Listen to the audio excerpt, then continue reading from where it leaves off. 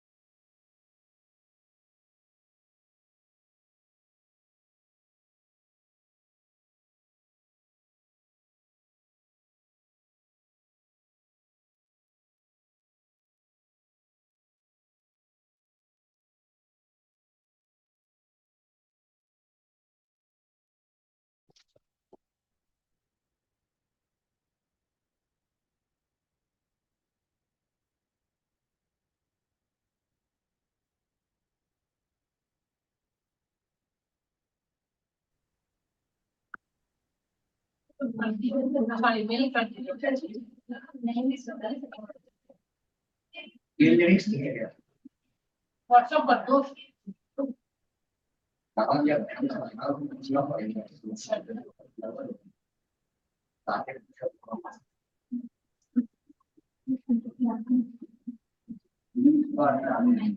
नहीं आता ही है।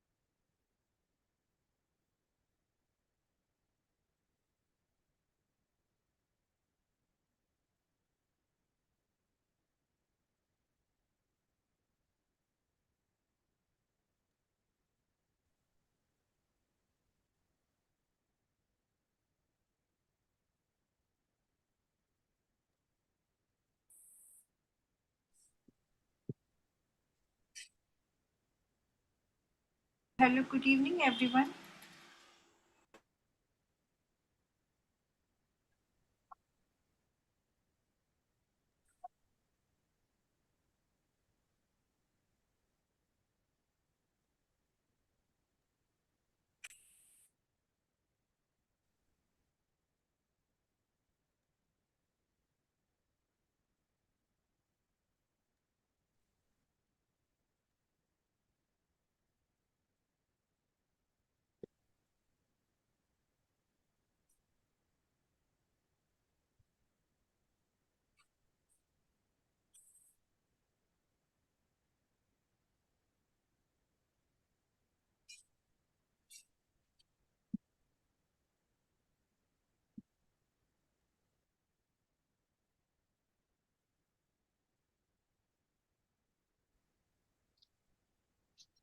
Hello.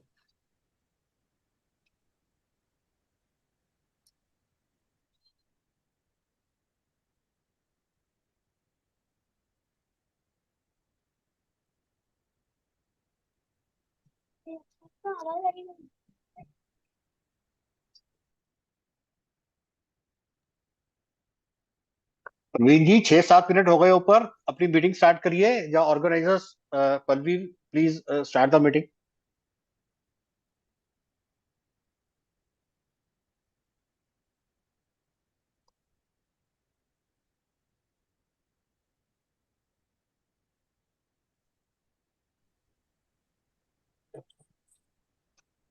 म्यूट లో ఉండాలా అన్మ్యూట్ లో ఉండాలా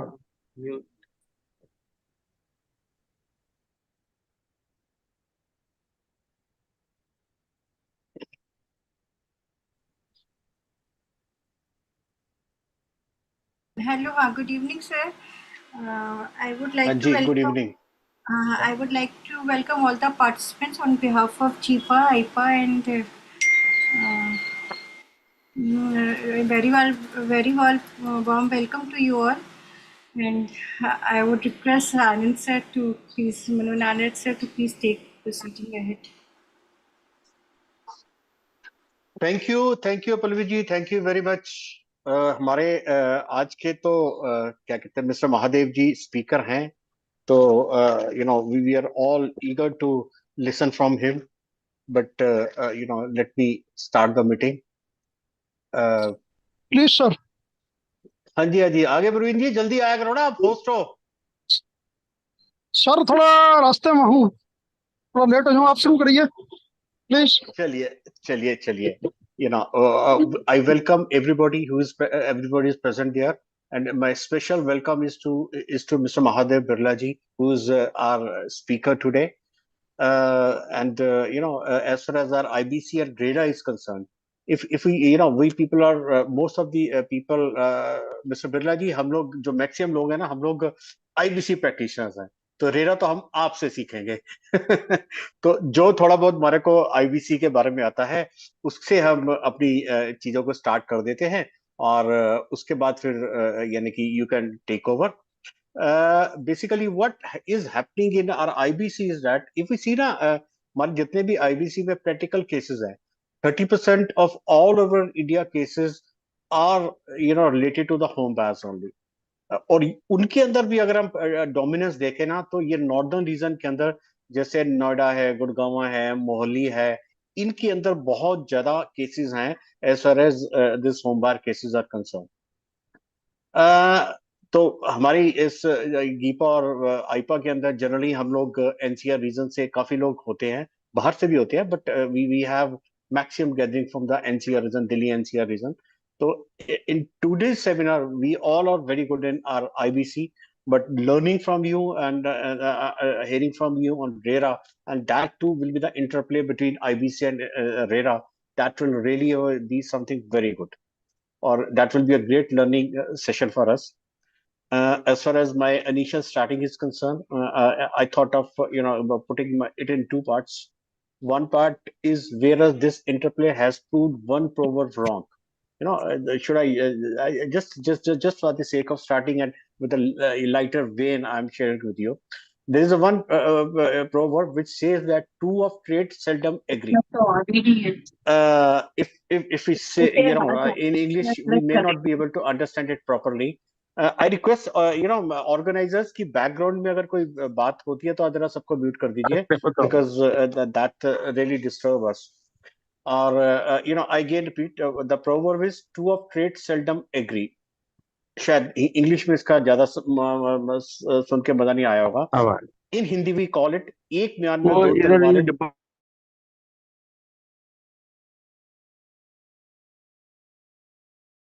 मनोज जी आप म्यूट हो गए। हाँ, मैं अपने आप को मैंने अनम्यूट कर लिया। तो तो यानी कि I repeated again, I said that I have divided my this thing in two parts. one part is one part is of saying this thing that on the lighter vein, that a proverb has been proven out to be wrong.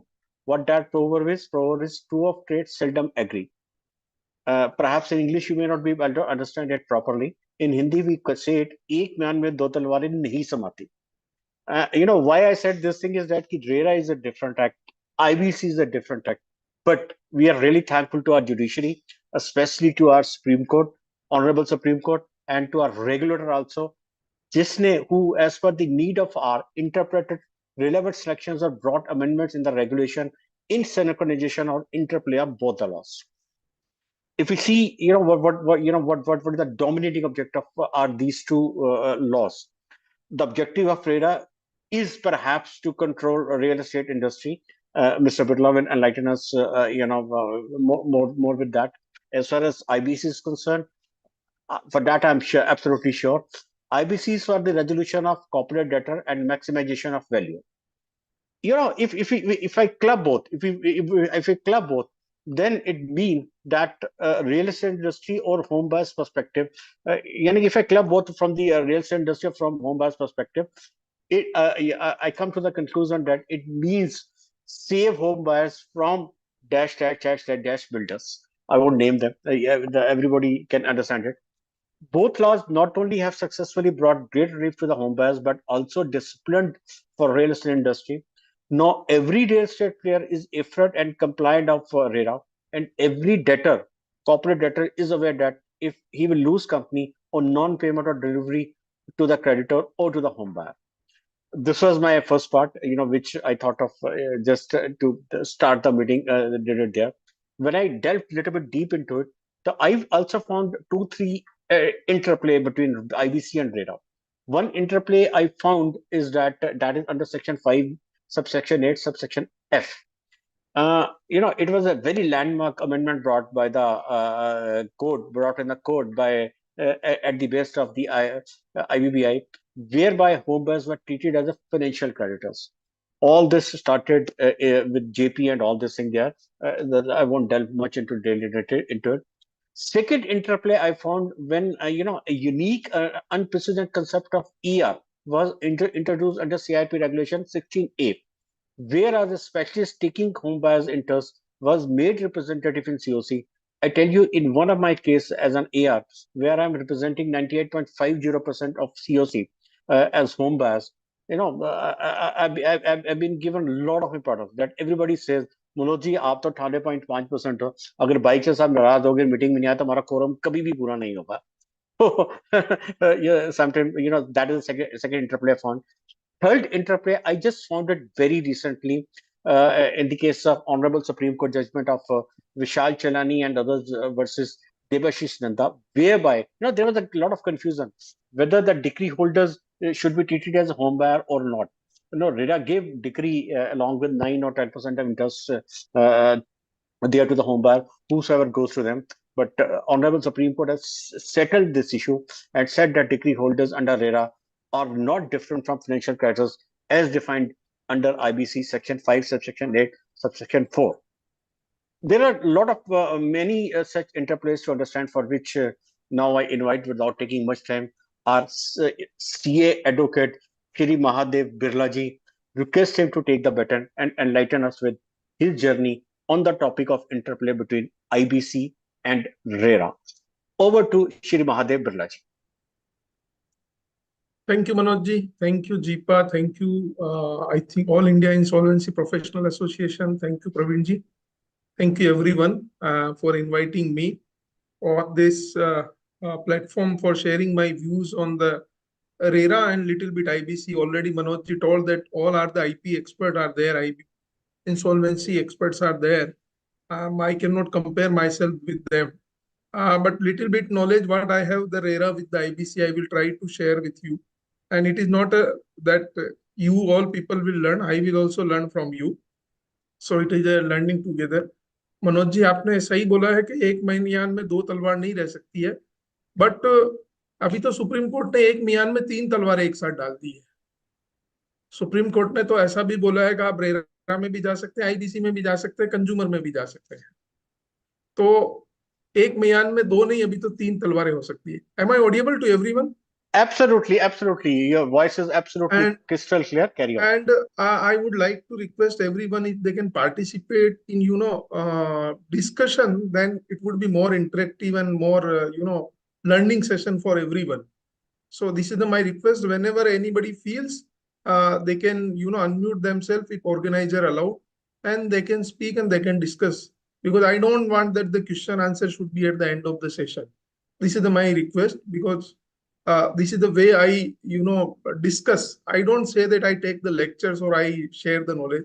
I discuss with the audience. So first and most important thing is that we are here in the session of the IBC interplay with the RERA or RERA interplay with the IBC. अब मनोज जी ने थोड़ा तो IBC के बारे में बताया है, but मैं फिर भी दोबारा एक क्वेश्चन पूछना चाहूंगा. What is IBC, or in another way, why IBC? I would like to listen from the participants who are there. Manoj ji ने अपना व्यू रखा है, बट फिर भी मैं आप लोगों से जानना चाहूंगा व्हाट इज IBC और व्हाई IBC. ये IBC जो कोड आया है वो क्यों आया और क्या रीजन है उसका आने का. भूल जाइए कि आप अभी हम रेरा या होम बायर की बात कर रहे हैं, हम जनरल बात कर रहे हैं. ये IBC आया क्यों है? मनोज जी आप नहीं बताएंगे, आपके अलावा कोई और नहीं बताएगा? मैं नहीं बताऊंगा. मैं सब लोगों से ये रिक्वेस्ट करूंगा कि प्लीज अपने आप का वीडियो ऑन कर लीजिए, बिकॉज वीडियो ऑन करने से ये होगा कि हमारे बिरला सर को ये लगेगा, I should not call him sir, but Birla ji को ये लगेगा कि we are interacting with him. And जैसा कि इन्होंने कहा कि नहीं लगेगा तो भी मैं सबके वीडियो ऑन करवा दूंगा, नहीं तो मजा नहीं आएगा. ये जो रोहित जी आप जो चैट बॉक्स में डाल रहे हैं, इससे अच्छा मेरा रिक्वेस्ट है कि आप वीडियो ऑन करके अपने आप को अगर अनम्यूट कर सकते हैं तो आप बोलिए, तो ये सेशन थोड़ा इंटरेक्टिव रहेगा. Yeah, hi, good evening, everyone. Good evening. So, sir, my opinion is पहले IBC से पहले शायद हम स्ट्रेस्ड एसेट को लिक्विडेट करने पे ज्यादा जोर देते थे गवर्नमेंट, और IBC आने के बाद उनका रेजोल्यूशन पे शायद ज्यादा फोकस है कि इसको रिजॉल्व करके हम कंपनी को भी बचा सकें, और जो वो प्रोजेक्ट या फिर जो भी स्ट्रेस्ड एसेट है उसके पास, उन्हें भी हम एक बेटर ट्रीटमेंट दे सकें. ठीक है. Any another participant? मैं 2-3 जनों से तो कम से कम सुनना चाहूंगा. मनोज जी ने अपनी सबसे पहले स्पीच में यही शुरुआत करी कि हम सब IBC में हमारा सबका अच्छा नॉलेज है और हम लोग अच्छा काम करते हैं. बताइए अनुज जी, बताइए. Sir, may I? Yes, carry on. Sir, according to me, IBC is not a recovering mechanism. It is basically to make the company survive. तो यहाँ पे जैसे कि इन्होंने रोहित जी ने बताया कि we take the resolution plans from the resolution applicants, and अगर वो हमें लगता है वाइबल है तो हम कंपनी को डिसॉल्व करने के बजाय उसको सरवाइव करना चाहते हैं. अच्छा, अगर कंपनी सरवाइव नहीं कर पाते, हम रिजॉल्व नहीं कर पाते, तो क्या करेंगे? अगर हम कंपनी सरवाइव नहीं कर पाते हैं तो हम क्या करेंगे? IBC. हाँ, तो हमारे पास 2-3 मैकेनिज्म है. Either it can go for merger और मतलब रिकंस्ट्रक्शन, और it can go for liquidation. चलिए, एनी अनदर व्यू लास्ट. क्यों ये IBC है और क्या रीजन है इसका? Any another participant please. IBC में I think we have some timelines, so instead of going for years and years, we have to, in IBC there is a limited timeline, so I think process is very fast compared to other law. तो अगर मैं इसको simple language में ऐसा समझूं, जब अगर मैं इसको रेरा से कंपेयर ना करूं या रियल एस्टेट इंडस्ट्री से अगर कंपेयर ना करूं, तो जनरली अगर ऐसा होता था कि भाई किसी भी क्रेडिटर का, चाहे वो फाइनेंशियल हो या ऑपरेशनल क्रेडिटर हो, किसी का अगर पैसा बाकी होता था तो वो IBC में सेक्शन 7, 9, 10 कंपनी खुद भी एप्लीकेशन फाइल कर सकती थी, और वो NCLT में एप्लीकेशन फाइल करके एक इंसॉल्वेंसी प्रोसेस चालू होता था. करेक्ट? आज की तारीख में ये जो IBC का जो प्रोसेस है, मेरा पर्टिकुलर ऑब्जर्वेशन ऐसा हो गया है, I may be wrong also, this has become little bit a recovery tool also in some cases. This is my observation. Anyway, अगर हम ना अब इस IBC को रेरा के साथ, मतलब रियल एस्टेट इंडस्ट्री के साथ कनेक्ट करते हैं, तो क्या इसका ऑब्जेक्ट चेंज होता है? क्या इसका पर्पज चेंज होता है? Any view? हमने बात करी थी apart from other than the real estate industry, क्योंकि हमारा टॉपिक है IBC रेरा को समझना. तो सबसे पहले हम रियल एस्टेट इंडस्ट्री की अगर बात करें और उसको IBC से अगर लिंक करें, तो IBC का क्या पर्पज फुलफिल होता है in terms of the real estate industry?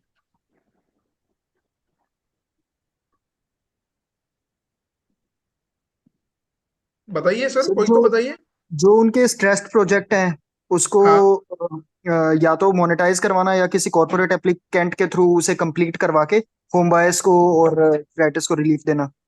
तो सर इसके पीछे जो ऑब्जेक्ट है वो आपने लास्ट में बोला है कि होम बायर को रिलीफ देना. अगर मैं इसको और सिंप्लीफाइड करूं तो अल्टीमेटली आईबीसी का पर्पज, चाहे वो रियल एस्टेट इंडस्ट्री हो चाहे वो नॉन रियल एस्टेट इंडस्ट्री हो, जो फाइनेंशियल क्रेडिटर है या जो ऑपरेशनल क्रेडिटर्स है, एक उनको उनका जो पैसा है वो रिकवर हो जाए, मतलब उनका प्रोटेक्शन मिल जाए, अगर मैं सिंपल शब्दों में बोलूं, correct me if I am wrong. और दूसरा यह है कि वो कंपनी चलती रहे as a going concern basis. Correct Manoj ji, if I am not wrong? इसमें एक चीज मैं और ऐड करूंगा, आपने बिल्कुल ठीक यही कहा, इसमें साथ में वैल्यू मैक्सिमाइजेशन भी है कि जो Yes. इनहेरेंट लॉसेस होते हैं उनको भी अवॉइड करना हमारा है, तो दैट इज ऑल। सो अगर मैं इसको एक जनरल कॉमन मैन की लैंग्वेज में समझूं तो ये लॉ है कहीं ना कहीं एक प्रोटेक्शन दे रहा है financial creditor, non financial creditor, by maximizing the value of the company और द एसेट्स, और to keep the company as a going concern. This is the what I understand. I am not a insolvency professional. Yes Shrinivas ji, आप कुछ कहना चाहते हैं? Yes, sir. Yes. 2 acts lay stress on timelines, sir. Even in RERA acts levies fine on the builder who has not fulfilled his promises. In IBC also, strict timelines are there. Now RERA guidelines for this IBC guidelines for real estate industry has separately came now. So it takes the consideration of project-wise completion in completion of projects also. So basic purpose of objective of maximization of value in IBC is achieved through recent guidelines developed by IBBI. Okay. Now, why this RERA and what is the object of the RERA? Anybody can tell? आप लोग real estate industry में कोई ना कोई IP होगा तो RERA तो पढ़ा ही होगा। हमारे what is the object and what is the purpose of the RERA? दोनों का ऑब्जेक्ट ये है, resolution for entities as well as resolution for individual, दोनों के लिए रिजोल्यूशन होना चाहिए, यही ऑब्जेक्ट है दोनों के। सर तो आई मैं थिंक रेरा जो है वो गाइडलाइंस प्रोवाइड करता है कि कोई भी अगर जो प्रोजेक्ट डेवलप कर रहा है, कोई भी रियल एस्टेट डेवलपर, तो उसे किन गाइडलाइंस के थ्रू या फिर क्या प्रोसेस फॉलो करना है। आई थिंक रेरा वो सब रेरा में मेंशन्ड है सर Sir, रेरा I का think- before becoming stress project. now What I now think is- I will conclude this part. The main object of the Birla ji. RERA is to, yes, बोलिए। Objective of RERA is protection of home buyers from the greed of builders. Yeah. Right, sir. So Srinivas ji, you are right, but we will not say home buyer. The word which is used in this object of the RERA is to protect the interest of the consumer in the real estate industry. Yes, sir. Yes. Now Right, sir. the consumer is not defined under the RERA, Okay, sir. right? Right. So Yes. this is the main object of the RERA and IBC. तो अगर मैं दोनों object को comparison करने जाऊं और real estate industry से IBC और रेरा का अगर इंटरप्ले किया जाए तो जो दोनों का ऑब्जेक्ट है वो सिमिलर ऑब्जेक्ट है। Ultimately they are protecting the interest of the Interest of the consumer, right? consumer. Right, so this is Consumer the creditors. Yes. अब आप एक बात बताइए, नाउ ये जो जर्नी है रेरा और आईबीसी वाली, वो कहां से शुरू हुई? So I will take my slide also. Organizer can allow me to share the screen.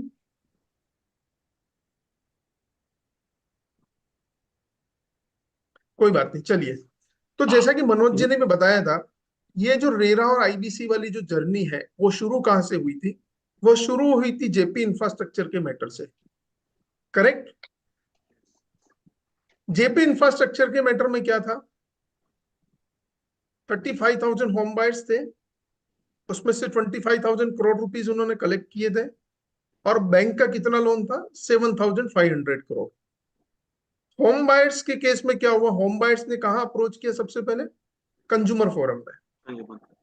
Consumer forum में उन्होंने जब अप्रोच किया तो Excuse me, sir. Now you can share the screen, please.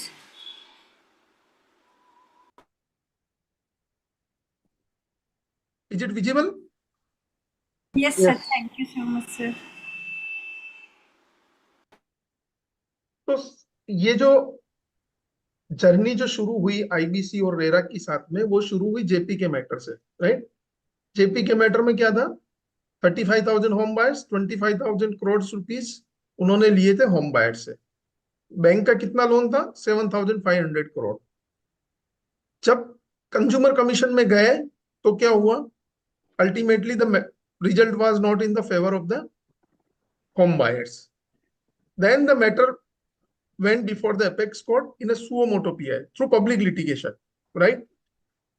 And this matter is sub judice. Then matter through Allahabad bench of NCLT, एक petition file हुई थी 526 करोड़ का जो लोन था आईडीबीआई का, उसके लिए, ठीक है। तो उसके बाद बैंक ने पे नहीं की, बैंक को पे नहीं किया था, तो सेक्शन 7 में एप्लीकेशन फाइल हुई थी, right. JP group was agreed to pay, but ultimately for the home buyer nothing was there, because अगर बैंक को पैसा मिल गया तो होम बायर के लिए कुछ नहीं बचा। I will share the PPT sir to the participants. Then what happened, the home buyer went to the supreme court, right, and उन्होंने उस जेपी इंफ्रा के मैटर में होम बायर्स के लिए एक अच्छा डिसीजन दिया। देन आफ्टर क्या हुआ, Chitra Sharma versus union of India में सुप्रीम कोर्ट का जजमेंट आया और उसमें आईबीसी अमेंडमेंट का हुआ। तो अगर हम इन टर्म्स ऑफ द आईबीसी और रेरा की बात करें, तो सबसे पहले जो अमेंडमेंट आया 26 मार्च 2018 को, इंसॉल्वेंसी लॉ कमिटी की रिपोर्ट गई थी। 6 जून 2018 को गवर्नमेंट ने एक ऑर्डिनेंस पास किया था और 17/8/2018 को आईबीसी में अमेंडमेंट आया। Then after in 2019 again amendment आया आईबीसी। अब जो आईबीसी में अमेंडमेंट आया फर्स्ट, वो क्या आया, उन्होंने जो सेक्शन 5 सबसेक्शन 8 जो है, उसमें जो फाइनेंशियल डेप्ट की जो डेफिनेशन है, उसमें इन्होंने एक एक्सप्लेनेशन ऐड कर दिया। एक्सप्लेनेशन में क्या ऐड किया है, any amount raise from an allottee under real estate project shall be deemed to be an amount having a commercial effect of the borrowing. The expression allotee and real estate project shall have a same meaning as respectively assigned to the clause D and ZN of the section of the Real Estate Regulation and Development Act. अब ये जो explanation इन्होंने add किया है, इसका क्या meaning निकलता है, कोई मुझे बता सकता है? Anybody from the participants?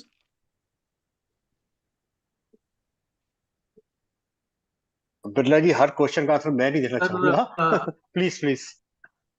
नहीं सर, आप भी दे सकते हैं, अभी कुछ नहीं है। इसका मतलब ये है कि होम बायर्स का जो पैसा है, होम बायर्स को भी फाइनेंशियल क्रेडिटर माना जाएगा।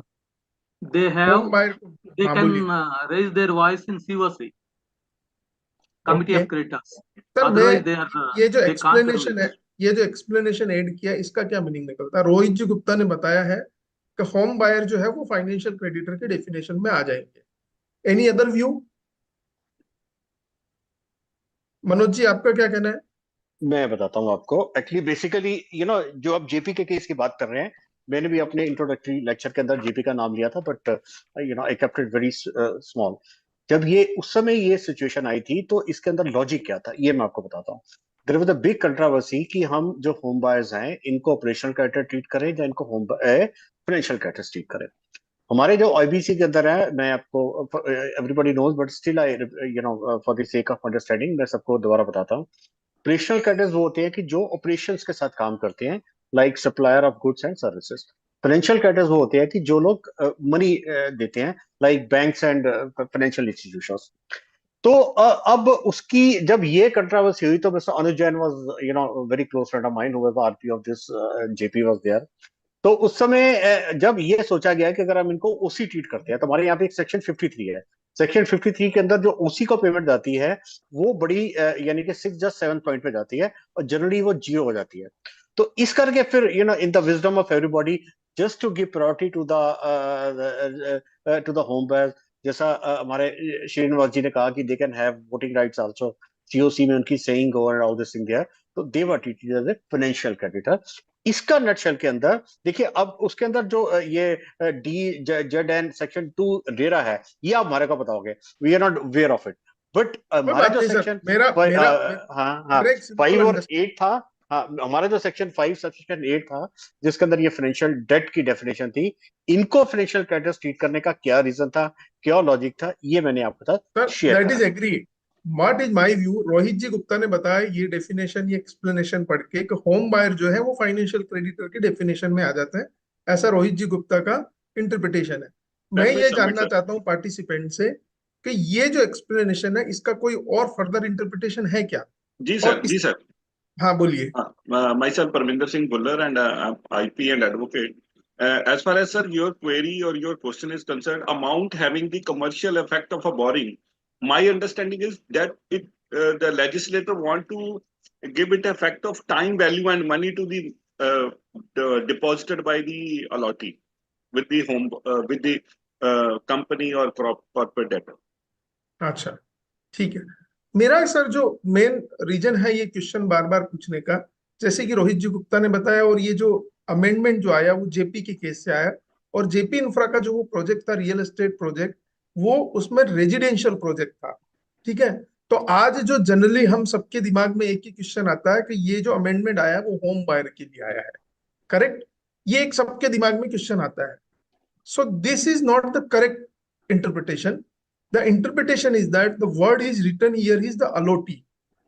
अच्छा, जब मैंने अभी आपको रेरा का ऑब्जेक्ट इनिशियली बताया था, तब मैंने ये बोला था कि ऑब्जेक्ट में ऐसा लिखा है कि this law is to protect the interest of the consumer in the real estate industry. अब कंज्यूमर उन्होंने ऑब्जेक्ट क्लोज में लिखा है, लेकिन कंज्यूमर वर्ड कहीं डिफाइन नहीं किया गया है रेरा एक्ट में। रेरा एक्ट में जो टर्मिनोलॉजी यूज की गई है वो की गई है अलोटी। अलोटी का मतलब केवल होम बायर ही नहीं होता है, अलोटी में कॉमर्शियल प्रोजेक्ट्स भी आ जाते हैं। तो सपोज अगर आपने कहीं शॉप ऑफिस खरीदा है तो आप अलोटी होते हैं, अगर कोई कॉमर्शियल प्रोजेक्ट है तो। कहीं आपने कोई प्लॉटिंग स्कीम में अगर कोई प्लॉट खरीदा है तो आप वहां भी अलोटी हो जाते हैं।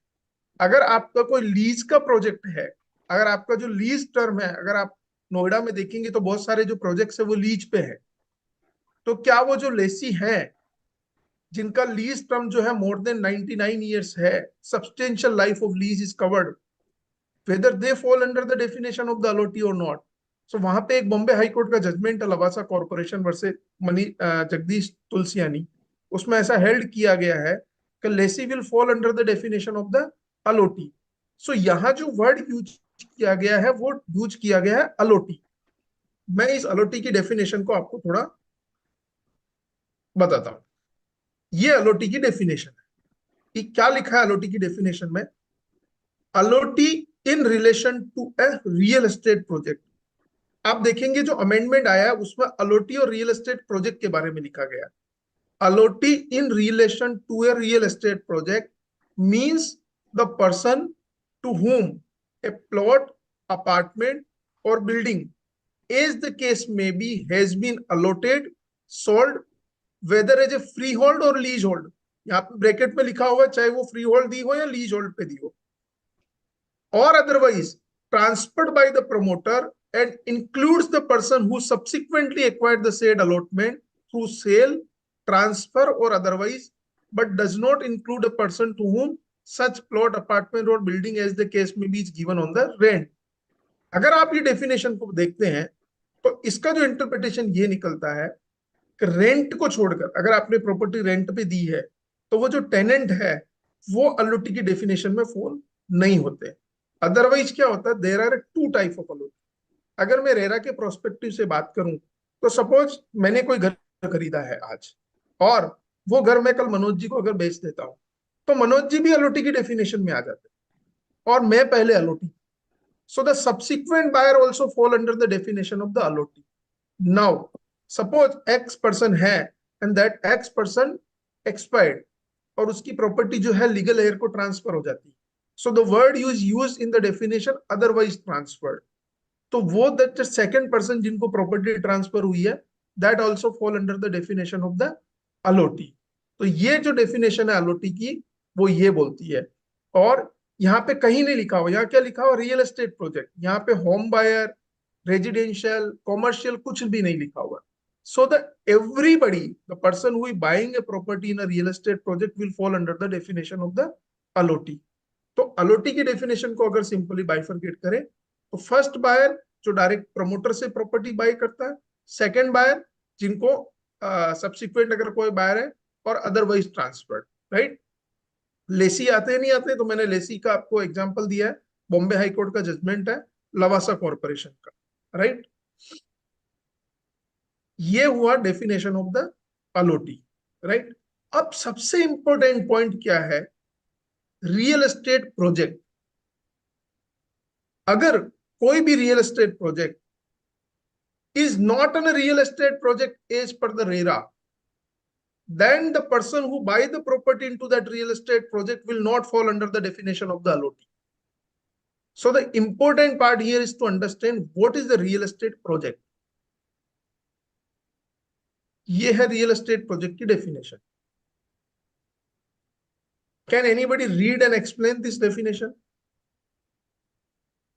Anybody from the audience side, participants, please.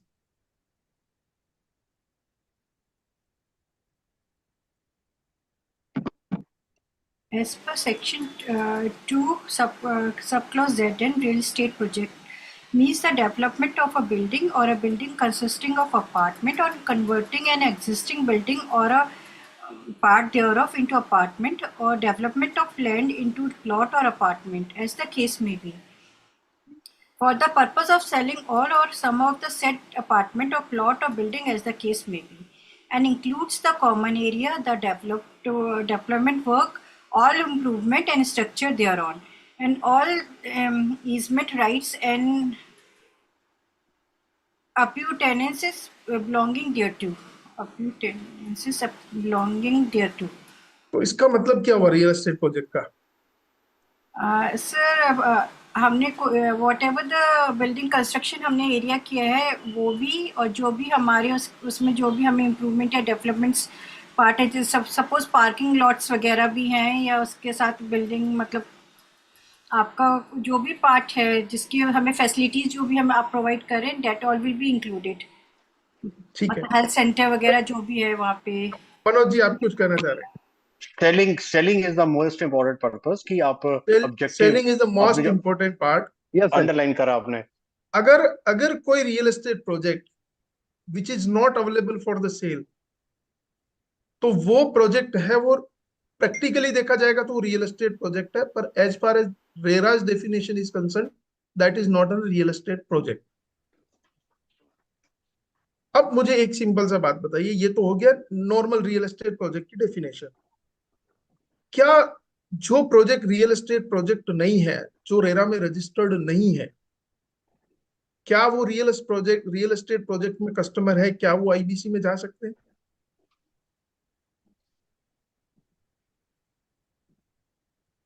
Real estate project होगा तो वही रेरा में रजिस्टर्ड होगा, वही रेरा के जुरिस्डिक्शन में आएगा.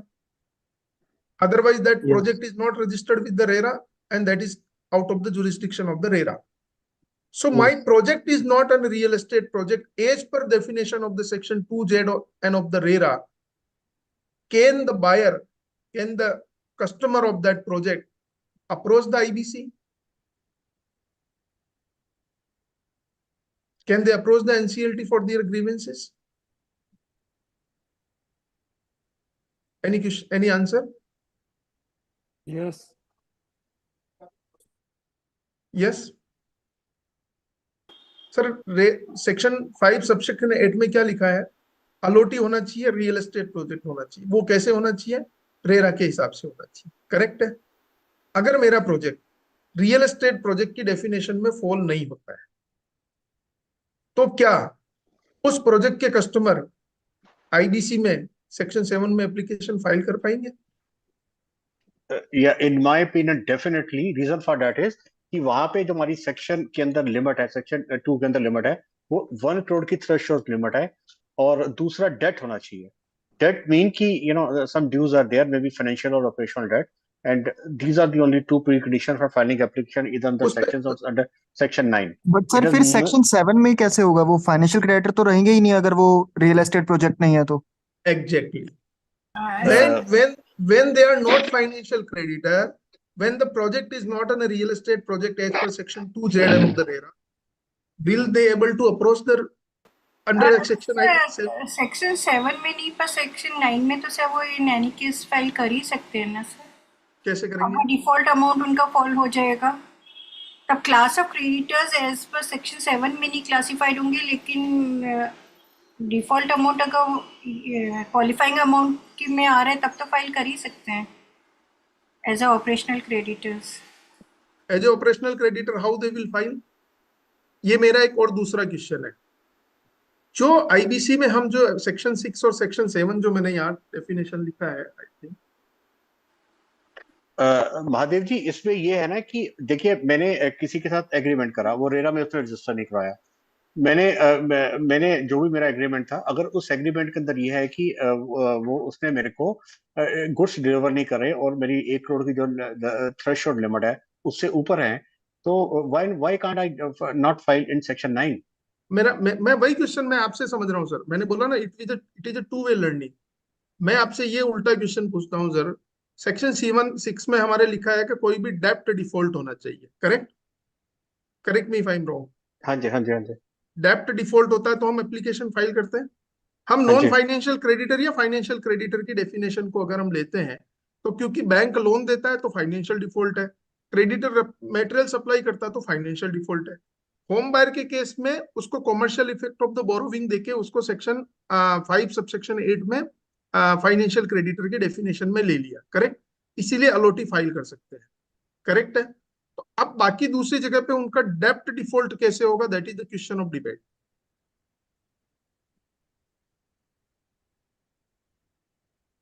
That will How- depend on the agreement what he has with the with the seller.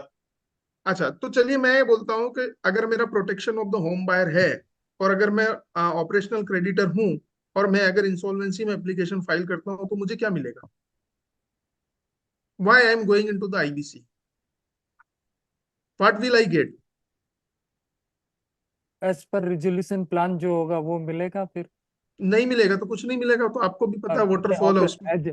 हाँ तो ठीक है, नहीं मिलेगा, लेकिन वो डेवलपर जो है जो प्रोजेक्ट फेल कर रहा है, नहीं दे रहा है, वो भी तो इंसॉल्वेंसी में चला जाएगा। तो ultimately the purpose of the IBC would not be fulfil for the home buyer case, correct. नहीं, कम से कम ये तो होगा कि बाकी लोगों को तो और नहीं डूबेंगे। कैसे मिलेगा sir? How? That is the only we are discussing sir. I am not the IP, मुझे आईबीसी का इतना इन डेप्थ नॉलेज नहीं है। सर मैं ऐसा आपसे सीख रहा हूँ। सर मैं ऐसा तो है। I am giving the crux sir. आप being an IP when you are having any project, या आप किसी को जब एडवाइस कर रहे हैं तब आपको एडवाइस करने के टाइम रियल एस्टेट डेवलपर्स में प्रोजेक्ट में किसी भी क्लाइंट को अगर आप एडवाइस कर रहे हैं, so you have to keep in to the mind 2 things. First the definition of the allottee and second is the real estate project. मेरा जो क्वेश्चन है जो कि मनोज जी ने बताया रेरा से रिलेटेड, जो मैं आपको बता सकता हूँ, मेरा वही क्वेश्चन है। अगर आपका प्रोजेक्ट रियल एस्टेट प्रोजेक्ट नहीं है तो आप फाइनेंशियल क्रेडिटर के डेफिनेशन में फॉल होंगे नहीं होंगे, ये आपको ध्यान रखना है। आप अगर अलोटी को कंसीडर करते हैं तो आप अलोटी कैसे बनेंगे, वो एक इंपॉर्टेंट पॉइंट है, वो आपको ध्यान में रखना है। This is the only my job is to discuss the point. मेरा जो पर्पज है इस पे थोड़ा सा स्ट्रेस देने का, वो यही रीजन है कि व्हेन आज अगर आपने किसी को बोल दिया कि सर ये रियल एस्टेट प्रोजेक्ट है, आप सेक्शन 7 में एप्लीकेशन फाइल कर दीजिए as a financial creditor, but मैं अगर सामने होऊंगा तो मैं यही व्यू लूंगा कि sir this is not the Aloti, that will not fall under the section 7 because the project is not registered with the RERA. That project is not the real estate project. So what we have to see, that project is a real estate project is registered with the RERA, and I fall under the definition of the allotee. These are the 2 things we have to... sir in that case तो फिर अगर sir real estate project नहीं है as a financial creditors नहीं, तो हम लोग operational creditors के रूप में तो फाइल कर सकते हैं ना? नहीं, ऑपरेशनल क्रेडिटर्स नहीं कर पाएंगे मैम, क्योंकि ये नॉन फाइनेंशियल डेट है ही नहीं, ये सिर्फ फाइनेंशियल डेट है। तो सर फिर हमारे पास वे आउट, ये मैं यही सुनना चाह रहा था। मैं इसीलिए मैंने बोला कि इस सेशन को अगर इंटरेक्टिव बनाएंगे तो ये जो रियल एस्टेट प्रोजेक्ट से रिलेटेड आपका अगर कोई मैटर है तो उसमें आपको हेल्प करेगा। See again I am telling you, जैसा कि अभी आई थिंक बीरेंद्र जी ने बताया, अगर वो नॉन फाइनेंशियल डेप्ट है तो ऑपरेशनल क्रेडिटर में जाएगा ही नहीं, क्योंकि वो तो फाइनेंशियल डेप्ट है। नहीं तो फिर और आगे का क्लॉज ये भी है कि 10% होना चाहिए प्रोजेक्ट का सर उस पे बाद में आएंगे, अभी तो वो एक और दूसरा क्वेश्चन है, उस पे तो हम बाद में आएंगे। रुचि, basically, Birlaji, what do you want to tell us? Let's reach to the conclusion. What do you My want to tell my us? my only the Enlighten thing us is, with that. You're saying. my only the question is that अगर कोई project जो कि planning area में fall होता है, section 3 में बोलते हैं कि कोई प्रोजेक्ट अगर प्लानिंग एरिया में फॉल होता है, राइट है, उसका अगर रेरा रजिस्टर्ड प्रोजेक्ट नहीं है, right, first of all you should approach the RERA authority that that project is registered. You should ensure the project is registered. This is my first answer to this query or discussion. Suppose आज की तारीख में भी sir pan India बहुत सारे project है। चलिए ये तो मैं आपको सेक्शन 3 क्या बोलता है रेरा का, कि अगर कोई प्रोजेक्ट प्लानिंग एरिया में है तो वो रजिस्टर्ड होना चाहिए, ठीक है। अगर कोई प्रोजेक्ट प्लानिंग एरिया में नहीं है तो वो प्रोजेक्ट रेरा में रजिस्टर्ड होने के लिए एग्जेम्प्ट है, मतलब उसको रजिस्ट्रेशन की रिक्वायरमेंट नहीं है। अब कोई ऐसा प्रोजेक्ट जो प्लानिंग एरिया में नहीं है और उस केस में अगर इंसॉल्वेंसी फॉल हो गई, उस केस में अगर इंसॉल्वेंसी का मैटर आ गया तो क्या होगा? तो ये जो सारी चीजें according to my view that will not fall. अब मुझे नहीं पता आगे और इन डिटेल में ऐसा कभी किसी केस में आया या नहीं आया, but is the point of discussion. मैं आप लोगों की नजर मतलब ध्यान में ये डालना चाह रहा हूँ कि this is the point of discussion where a resolution can be bring out with the discussion with any forum. का सेक्शन 3 जो रेरा का बोलता है, क्या व्हाट शुड आई से, जो भी लोकल अथॉरिटी होती है म्युनिसिपल कॉर्पोरेशन, जैसे अगर मैं गुजरात की बात करता हूँ तो टाउन प्लानिंग एक्ट है। तो जो टाउन प्लानिंग एक्ट है जो अहमदाबाद म्युनिसिपल कॉर्पोरेशन में अगर फॉल हो रहा है, और अगर कोई प्रोजेक्ट गांव में है जहाँ की पंचायत है, ग्राम पंचायत है, तो वहां पे रेरा लागू नहीं है। अगर रेरा लागू नहीं है वहां पे, और अगर वहां पे कोई प्रोजेक्ट है और अगर उसमें डिफॉल्ट हो गया तो क्या होगा? वो प्रोजेक्ट रियल एस्टेट प्रोजेक्ट नहीं होगा, उसके जो अलॉटी है वो अलॉटी नहीं होंगे, क्योंकि वो रेरा की जुरिस्डिक्शन में नहीं आता। So the first important thing according to my एक पॉइंट इधर है बिरला जी, यस इसमें ना रजिस्ट्रेशन रेरा रजिस्ट्रेशन का जरूरत नहीं है। अगर आप if you are dividing real estate project under 2ZN, there is an exemption under section 3(2). Which exemption, sir? It is less than 500 square meters, and then if your apartments are not more than 8, registration का लेना देना नहीं है ना, you need not register your project. अगर आप उसमें तो सर अभी अपन जो सेक्शन 7 का अमेंडमेंट करेंगे उसमें वैसे ही आप फॉल नहीं होंगे। नहीं, इसमें ना नहीं फाइनेंशियल 500 और 8 यूनिट वाले कंसेप्ट में तो वैसे भी आप आगे फॉल नहीं होंगे। तो वो पॉइंट ऑफ डिस्कशन अलग है। मेरा पॉइंट क्या है sir, I should be an allottee. मैं अलॉटी कैसे होऊंगा? मैं कोई रियल एस्टेट प्रोजेक्ट है जो रेरा रजिस्टर्ड है तभी मैं अलॉटी नहीं। रेरा में रजिस्ट्रेशन का जरूरत नहीं है ना। 2ZN says only development. It does not say your project should have been registered under RERA. Sir, आप section, then you have to read the section 3. Section 3 says 3 तो definition देखिए 2ZN देखिए, उसमें रजिस्ट्रेशन का कुछ लेना देना नहीं है उसमें। सर है, बिकॉज मैं आपको बता देता हूँ कि अगर वो रजिस्टर्ड प्रोजेक्ट नहीं है, मैं रेरा के जुरिस्डिक्शन से अगर बाहर हूँ तो रेरा के जुरिस्डिक्शन में नहीं हूँ, तो वो रेरा की डेफिनेशन मैं भी मानता हूँ। how the definition of the particular act would be applicable? This is my personal act will not be applicable. What they are saying, IBC के हिसाब से you should be allotee. According to my view, it will not. This is my personal view. And this is the point there's a gray area. Birla ji, I endorse Mr. Ganesh view also, क्योंकि जो allotee उन्होंने word use करा है IBC के अंदर, it has not said. No, had they been picked up this definition from the RERA exactly, then they should have written it allotee as per RERA Act and something like that. The use of word allotee in a general parlance. No. What I understand. RERA के हिसाब से it is specifically written that the definition is taken out from the RERA. No, it is then we need to be. Yes, it is RERA only. Sir, this explanation clearly says the section 2 of the RERA Act.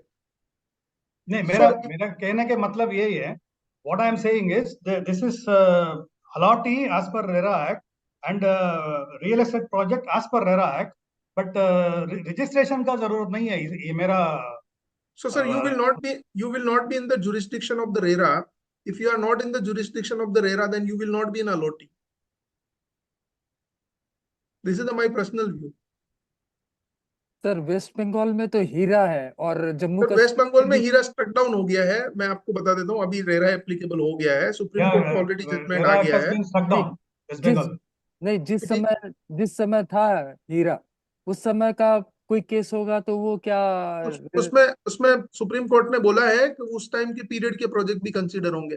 The question is my what question about is Jammu Kashmir sir? Sir Jammu Kashmir में भी हो गया ना sir, अभी तो amendment के अभी RERA लागू हो गया, रेरा लागू हो गया सर, सब जगह रेरा लागू हो गया। बिरला जी, अभी जो नमस्कार, मैं विवेक अग्रवाल बोल रहा हूँ फरीदाबाद से। बोलिए सर। सर मेरा एक अभी जो डिस्कशन हो रहा है इसी में एक क्वेश्चन मेरे को दिमाग में आ रहा है। किसी प्रोजेक्ट के अंदर आईआरपी अपॉइंट हुए एक आईपी साहब, और वो पूरा कंपनी के अंदर 8-10 प्रोजेक्ट थे, वो पर्टिकुलर प्रोजेक्ट के लिए अपॉइंट हुए थे, और उन्होंने पूरी कंपनी के लिए बोर्ड्स को सस्पेंड हो गया था, तो वो कंपनी का पूरा चार्ज उनके पास आ गया, और उसी में से one of the project is out of the corporation area, बिल्कुल इंटीरियर में फार्म हाउस का प्रोजेक्ट है वो, तो जहां पर कि म्युनिसिपल कॉर्पोरेशन के प्रोविजंस एप्लीकेबल नहीं होते हैं, डी कंट्रोल्ड एरिया जो होता है, तो जो अभी डिस्कशन हो रहा है दैट मींस, तो फिर उसमें आईआरपी साहब का क्या उस पे कंट्रोल रहेगा उस एरिया के ऊपर? क्योंकि वो सर जो कंट्रोल रहेगा, वो कंट्रोल इसलिए रहेगा सर, मैं बात कर रहा हूँ एक सिंगल प्रोजेक्ट की। आपके केस में ऑलरेडी कुछ प्रोजेक्ट रजिस्टर्ड थे, उस रजिस्टर्ड प्रोजेक्ट के अलॉटी ने फाइल किया और इंसॉल्वेंसी शुरू हो गई है जी, राइट।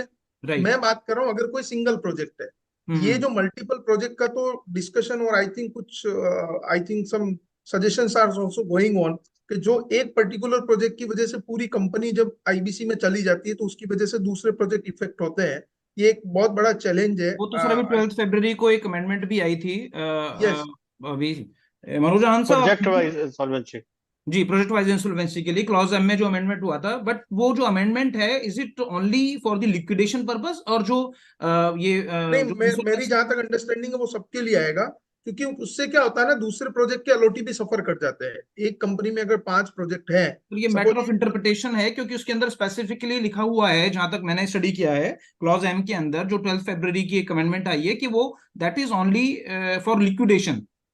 तो जैसे कि मनोज आनंद साहब, आप शायद ज्यादा इसमें नहीं सर, सीआरपी भी एप्लीकेबल है, project work insolvency that was, और इनफैक्ट ये अमेंडमेंट आने से पहले भी बहुत एनसीएलटी के बहुत सारे बेंचेस एज पर दी फिजिबिलिटी अलाउ कर रहे थे प्रोजेक्ट वर्क इंसॉल्वेंसी। कोई प्रेवलेंट, ये मुंबई में काफी प्रेवलेंट थी वो मुंबई बेंच के अंदर। तो बेटा सर देखिए, अब जो what I feel is that कि जो आप बात कर रहे हैं, we do respect your saying also, लेकिन हमारे को अगर आईबीसी में कोई चीज एप्लीकेबल है या नहीं है, we need to see it from applicability angle।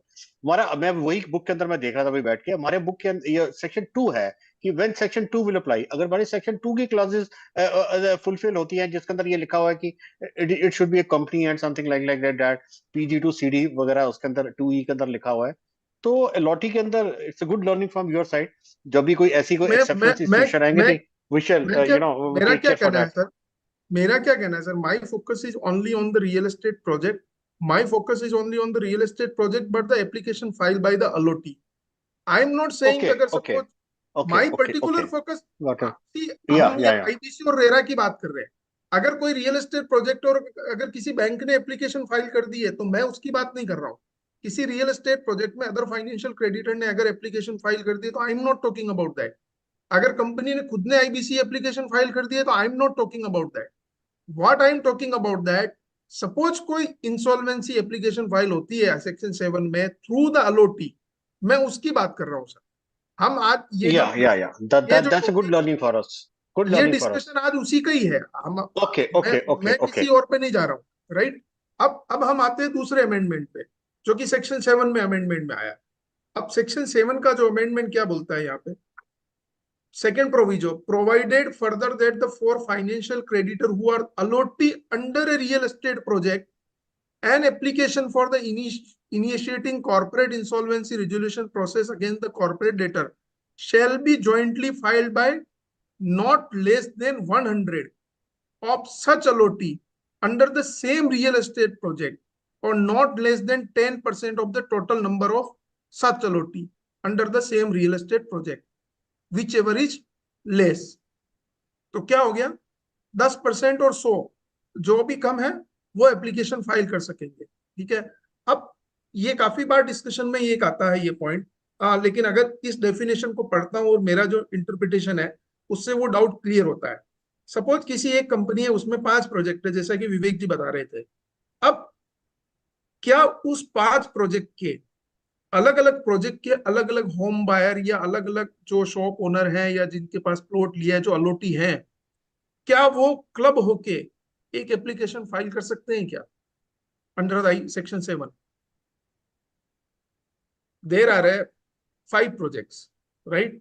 If I take 10% or 100, whichever is less. So from the 5 project, 20 allottees comes together and they want to file an application. Whether they No, can- sir. Sir, No, I, sir. my understanding. There should be in same project. The limit for us, the purpose of single project. Single in my- project. Yes. But what I came to know that still there is a confusion in that regard, that whether the other allottee can come or not. So, but my interpretation is also the same, that अगर एक company में एक project है तो उस project के allottee ही आके section 7 में एप्लीकेशन फाइल कर सकते हैं। Any another view? सर इसको जरा सेक्शन पढ़ाएंगे आप, उसको पढ़ लेंगे बारी, Yes, yes. जिसके अंदर ये प्रोविजो है, ये उसको पढ़ लेते हैं।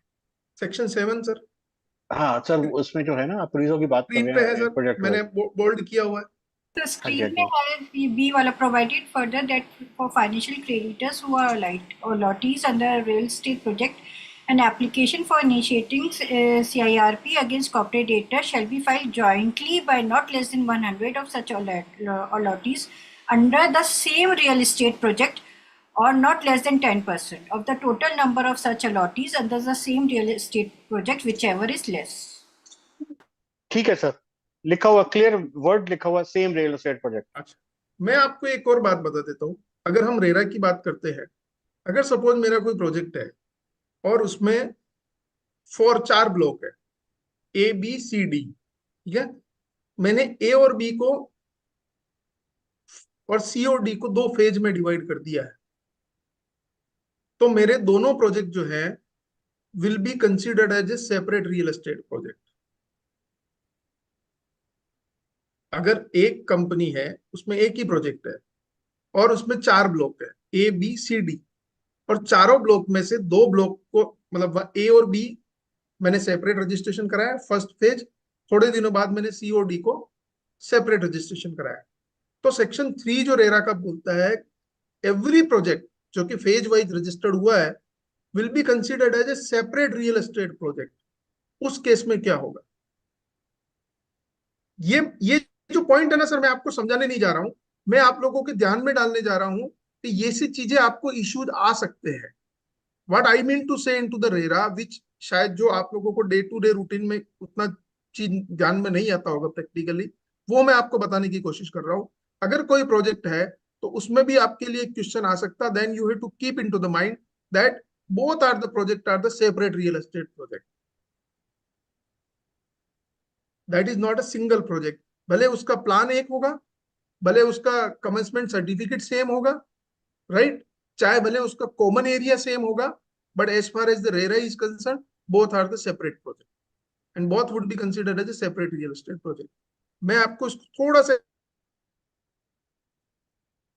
की बात करूं ना सर, तो जीएसटी में भी जब अप्रैल 2019 में जब अमेंडमेंट आया था, तब वहां पे भी काफी सारी सेक्शंस जो है वो रेरा एक्ट से बोरो की गई है। अगर उसमें से सबसे इंपॉर्टेंट डेफिनेशन अगर आप देखेंगे और सबसे इंपॉर्टेंट कंप्लायंस पार्ट अगर देखेंगे, तो जीएसटी में ऐसा कहा गया है कि separate books and accounts is required to be maintain for each and every project.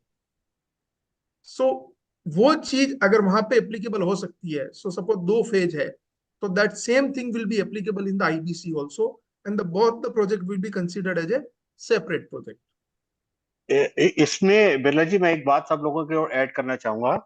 हमारे यहाँ पे बड़ा हैवी डिस्कशन हुआ था कि जो रियल स्टेट से रिलेटेड प्रोजेक्ट्स है इनको आईबीसी से निकाल के रेरा में ही दे दिया जाए, because you are the RERA is the what you call industry specific authority, और IBC is a general authority. That thought also was there कि all real estate projects should be taken out of the IBC and given to the RERA from IBC angle also. But ultimately that did not prevail. That was also there. No. So There is a provision. There is a provision under the RERA Act. Section 8 is there. Section 8 में provision है, और आप देखेंगे तो सबसे ज्यादा आप अगर उत्तर प्रदेश में देखेंगे तो काफी सारे ऐसे प्रोजेक्ट्स हैं जो उत्तर प्रदेश रेरा अथॉरिटी ने या तो प्रोजेक्ट्स अपने हाथ में लिए हैं या उन्होंने एसोसिएशन ऑफ अलोटी को हैंड ओवर कर दिया है। हाँ जी, हाँ जी। तो वो सेक्शन 8 के प्रोविजन में है सर, और सेक्शन 8 के प्रोविजन से वो आप कर सकते हैं सर। इसके अलावा महाराष्ट्र में ऐसे काफी सारे केसेज है जहां पे सेक्शन 8 को इम्प्लीमेंट नहीं किया गया है, बट एसोसिएशन ऑफ अलोटी ने खुद ने ऐसी एप्लीकेशन एनसीएलटी में फाइल करके ऐसा बोला है कि हम प्रपोजल देते हैं और ये प्रोजेक्ट को हम कंप्लीट करेंगे, इसको आईबीसी में मत जाने दीजिए। और उस केस में मैंने एक दो केसेज मेरे नॉलेज में आए हैं। उसमें क्या होता है, जितने भी रिसीवेबल्स आने बाकी होते हैं और एक फिक्स अमाउंट डिसाइड कर लिया जाता है बिटवीन द कस्टमर्स, दैट उतना अमाउंट वो पे करेंगे, और जितना कस्टमर से पैसा आना बाकी है वो एक पर्टिकुलर स्टेज वाइज वो उसको कलेक्ट करके वो फर्स्ट कंप्लीशन में लगाएंगे, और पुराने क्रेडिटर्स का जो पैसा है वो फर्दर यूनिट जब बिकेगी तब वो पैसा पुराने क्रेडिटर्स को मिल जाएगा। इस तरीके से home buyer they complete the project and they get out from the IBC. ऐसा काफी सारी जगह with the mutual understanding practically Bombay में होता है। राइट बिरला जी, मैं इसी में एक अपना इनपुट देना चाहूंगा। जैसे जो आईबीसी के अंदर एक सेक्शन 32A का अंदर क्लॉज है जहां पर कि जो कुछ प्रोजेक्ट्स जहां पर बिल्डर्स के ऊपर ईडी का भी इफेक्ट आया हुआ है और ईडी ने यूनिट्स को अटैच किया हुआ है बिल्डर के सारे प्रोजेक्ट को, तो वहां जब रेजोल्यूशन प्लान के थ्रू चीज आउट होती है तो वहां प्रोविजन एस्केप है कि जो ईडी की जो भी एक्टिवेशंस है, अटैचमेंट्स हैं, वो that will not be applicable upon the new resolution applicant. But RERA के अंदर ऐसा कहीं प्रोविजन नहीं है। जहां पर प्रोजेक्ट एनसीएलटी से बाहर है और सिर्फ रेरा के अंदर है और ईडी की अटैचमेंट है, तो वहां पर जितने भी अलॉटीज हैं उनको पहले ईडी से अपने यूनिट्स को क्लियर कराना पड़ता है। Because I am also dealing in ED matters, तो मैं आपको इस इनपुट को दे रहा हूँ। उस एंगल से जब हम देखते हैं तो एनसीएलटी में बहुत अच्छा प्रोविजन है कि अगर रेजोल्यूशन प्लान के थ्रू बाहर होते हैं प्रोजेक्ट तो उसमें ईडी की इन्वॉल्वमेंट होम बायर्स के लिए बिल्कुल बाहर हो जाती है, क्योंकि जहां पर भी ईडी की इन्वॉल्वमेंट होती है वो बिल्डर के एंगल से हो रही होती है। होम बायर्स को तो पता ही नहीं होता कि फंड कहाँ रोटेट हुआ है कहाँ नहीं हुआ, लेकिन एनसीएलटी के उस एस्केप प्रोविजन से बहुत अच्छा एक बेनिफिट होम बायर्स को मिल जाता है और वो ईडी की सारी वर्किंग से बच जाते हैं। सर देखिए, ईडी का तो क्योंकि मुझे इतना नहीं आइडिया है, बट मैं अगर आपको सरफेसाई की बात करूं तो आपने एक राजस्थान हाई कोर्ट का एक जजमेंट है जो कि सुप्रीम कोर्ट ने अपहेल्ड किया हुआ है, जहां पे सेक्शन 13(4) में सरफेसाई में प्रोसीडिंग इनिशिएट कर दी थी बैंक ने फॉर द ऑक्शन। ठीक है, उस केस में कस्टमर ने रेरा में एप्लीकेशन फाइल करी थी और रेरा से एप्लीकेशन फाइल करते करते मैटर सुप्रीम हाई कोर्ट गया, हाई कोर्ट से सुप्रीम कोर्ट गया। राजस्थान हाई कोर्ट ने ऐसा हेल्ड किया था ओवरराइडिंग इफेक्ट, जैसे कि आपके 238 आईबीसी में जो पावर है overriding effect, same way in the RERA section 79 the overriding effect says that this RERA will prevail over the surface I because this is the special law. So वहां पे जो सारी ऑक्शंस में जो proceeding होने वाली थी सरफेस आई के अंदर वो रेरा के ऑर्डर के थ्रू होल्ड पे चली गई है, और उसमें ऐसा भी हेल्ड किया गया है कि RERA can direct the bank, मतलब बैंक का कोई लेना देना नहीं है रेरा से, बट इवन उस जजमेंट में ऐसा अपहेल्ड किया गया है कि RERA can give the direction to the bank, और उसमें होम बायर के केस में ये एक अच्छा जजमेंट है। I don't know how it would be applicable in case of the ED because I am not much aware about the provisions related to ED matters, but हाँ अगर similar provision है तो I think you can come out from the ED attachment also. You are talking about section 79? Yes, 79, yes. Okay. Overriding effect. तो section चलिए sir आगे जी। Perfect जी। Sir एक और मैं दोनों सर से मनोज जी से और महादेव जी से चाहूंगा, प्रमोटर को लेकर सर दोनों में क्या डिफरेंस है एनसीएलटी और आईबीसी में, इसमें रेरा में प्रमोटर जो मैनेजमेंट सॉरी सर, सस्पेंड हो जाती है। Section 89 overriding effect. एक बार सर थोड़ा प्लीज एक्सप्लेन करेंगे इसको। प्रमोटर की डेफिनेशन जो कहती है वो टू माय ओपिनियन रेरा के अंदर जो सस्पेंडेड बोर्ड है उसके बाद भी प्रमोटर एक्टिव उसमें रहता है बिकॉज उन्होंने उसको इनिशिएट किया है प्रोजेक्ट को। सर वापस बोलिए। प्रमोटर की जो डेफिनेशन है रेरा के अंदर उसमें प्रमोटर की powers even after suspension of board exist करती हैं टू माय ओपिनियन। जो प्रमोटर की डेफिनेशन रेरा में मैंने स्टडी की है। नो आपका इसमें क्या? जी no sir, once the IP take over the project. Sir मैं आईपी की तो बात नहीं कर रहा, मैं एनसीएलटी रेरा की बात कर रहा हूँ। रेरा में प्रमोटर का जो डेफिनेशन है वो क्या पावर्स देता है आईपी को? नहीं, प्रमोटर की बात कर रहा हूँ जी मैं। प्रमोटर की रिस्पॉन्सिबिलिटी पूछ रहे हैं रेरा में। हाँ, responsibility and rights. Sir rights and yes, responsibility of the promoter is given under section 11 of the RERA act. ठीक है, वहां पे पूरा सेक्शन 11 में सारी रेस्पॉन्सिबिलिटीज प्रमोटर की दी हुई है। ठीक है, राइट्स की अगर हम बात करते हैं तो there are no specific rights, but the rights are given in indirect way where the duties of the allottee is given under the section 19 of the RERA act. तो अगर मैं राइट की बात करूं प्रमोटर की, तो प्रमोटर के rights क्या है? तो उसका जो परसेंटेज कंप्लीशन के हिसाब से जो एग्रीमेंट लिया है उसके हिसाब से उसको पैसा मिले। अगर कस्टमर ने डिले किया है तो उसको उसका इंटरेस्ट मिले। ये एक दो स्पेसिफिक उसके राइट है। अगर वो नहीं देता है तो promoter can cancel the agreement. ये उसके स्पेसिफिक राइट है। जो कि ड्यूटीज है अलॉटी की वो इनडायरेक्ट वे में राइट बन जाते हैं प्रमोटर के। ये पहला पार्ट है। सेक्शन 11 में स्पेसिफिकली सारी ड्यूटीज दी हुई है प्रमोटर की।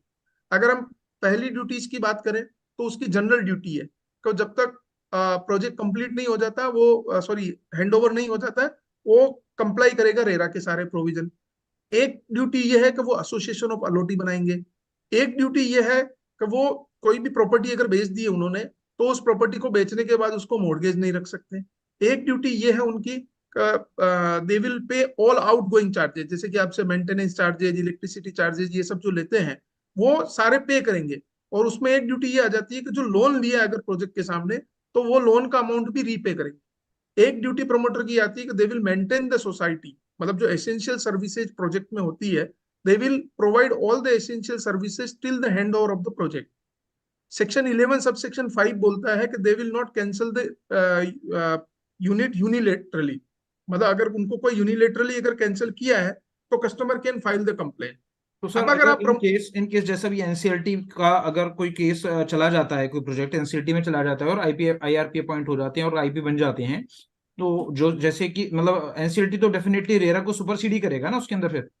यस ओवरराइडिंग सेक्शन 14 वो उसमें आपका वो सब सारी प्रोसीडिंग होल्ड पे चली जाएगी, सारी प्रोसीडिंग मोरेटोरियम पीरियड में, मोरेटोरियम पीरियड के अंदर।